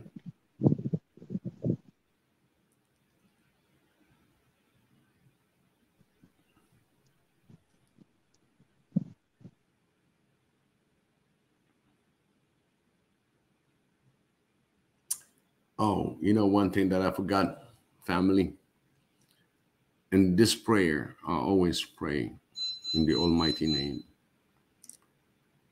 Xavier, always care for Marie Antoinette Kaku, as well Kuku, Dr. Israel, and as well my brother Izanam. And for those that seek the prayers of healing, may Xavier hear you. And I also include Deborah that needs our prayer. I'm very grateful, dear Xavier, for listening to me for my prayers and to pass it on me blessing to all brothers and sisters out there. Amen. Good night, everybody. This is a wrap.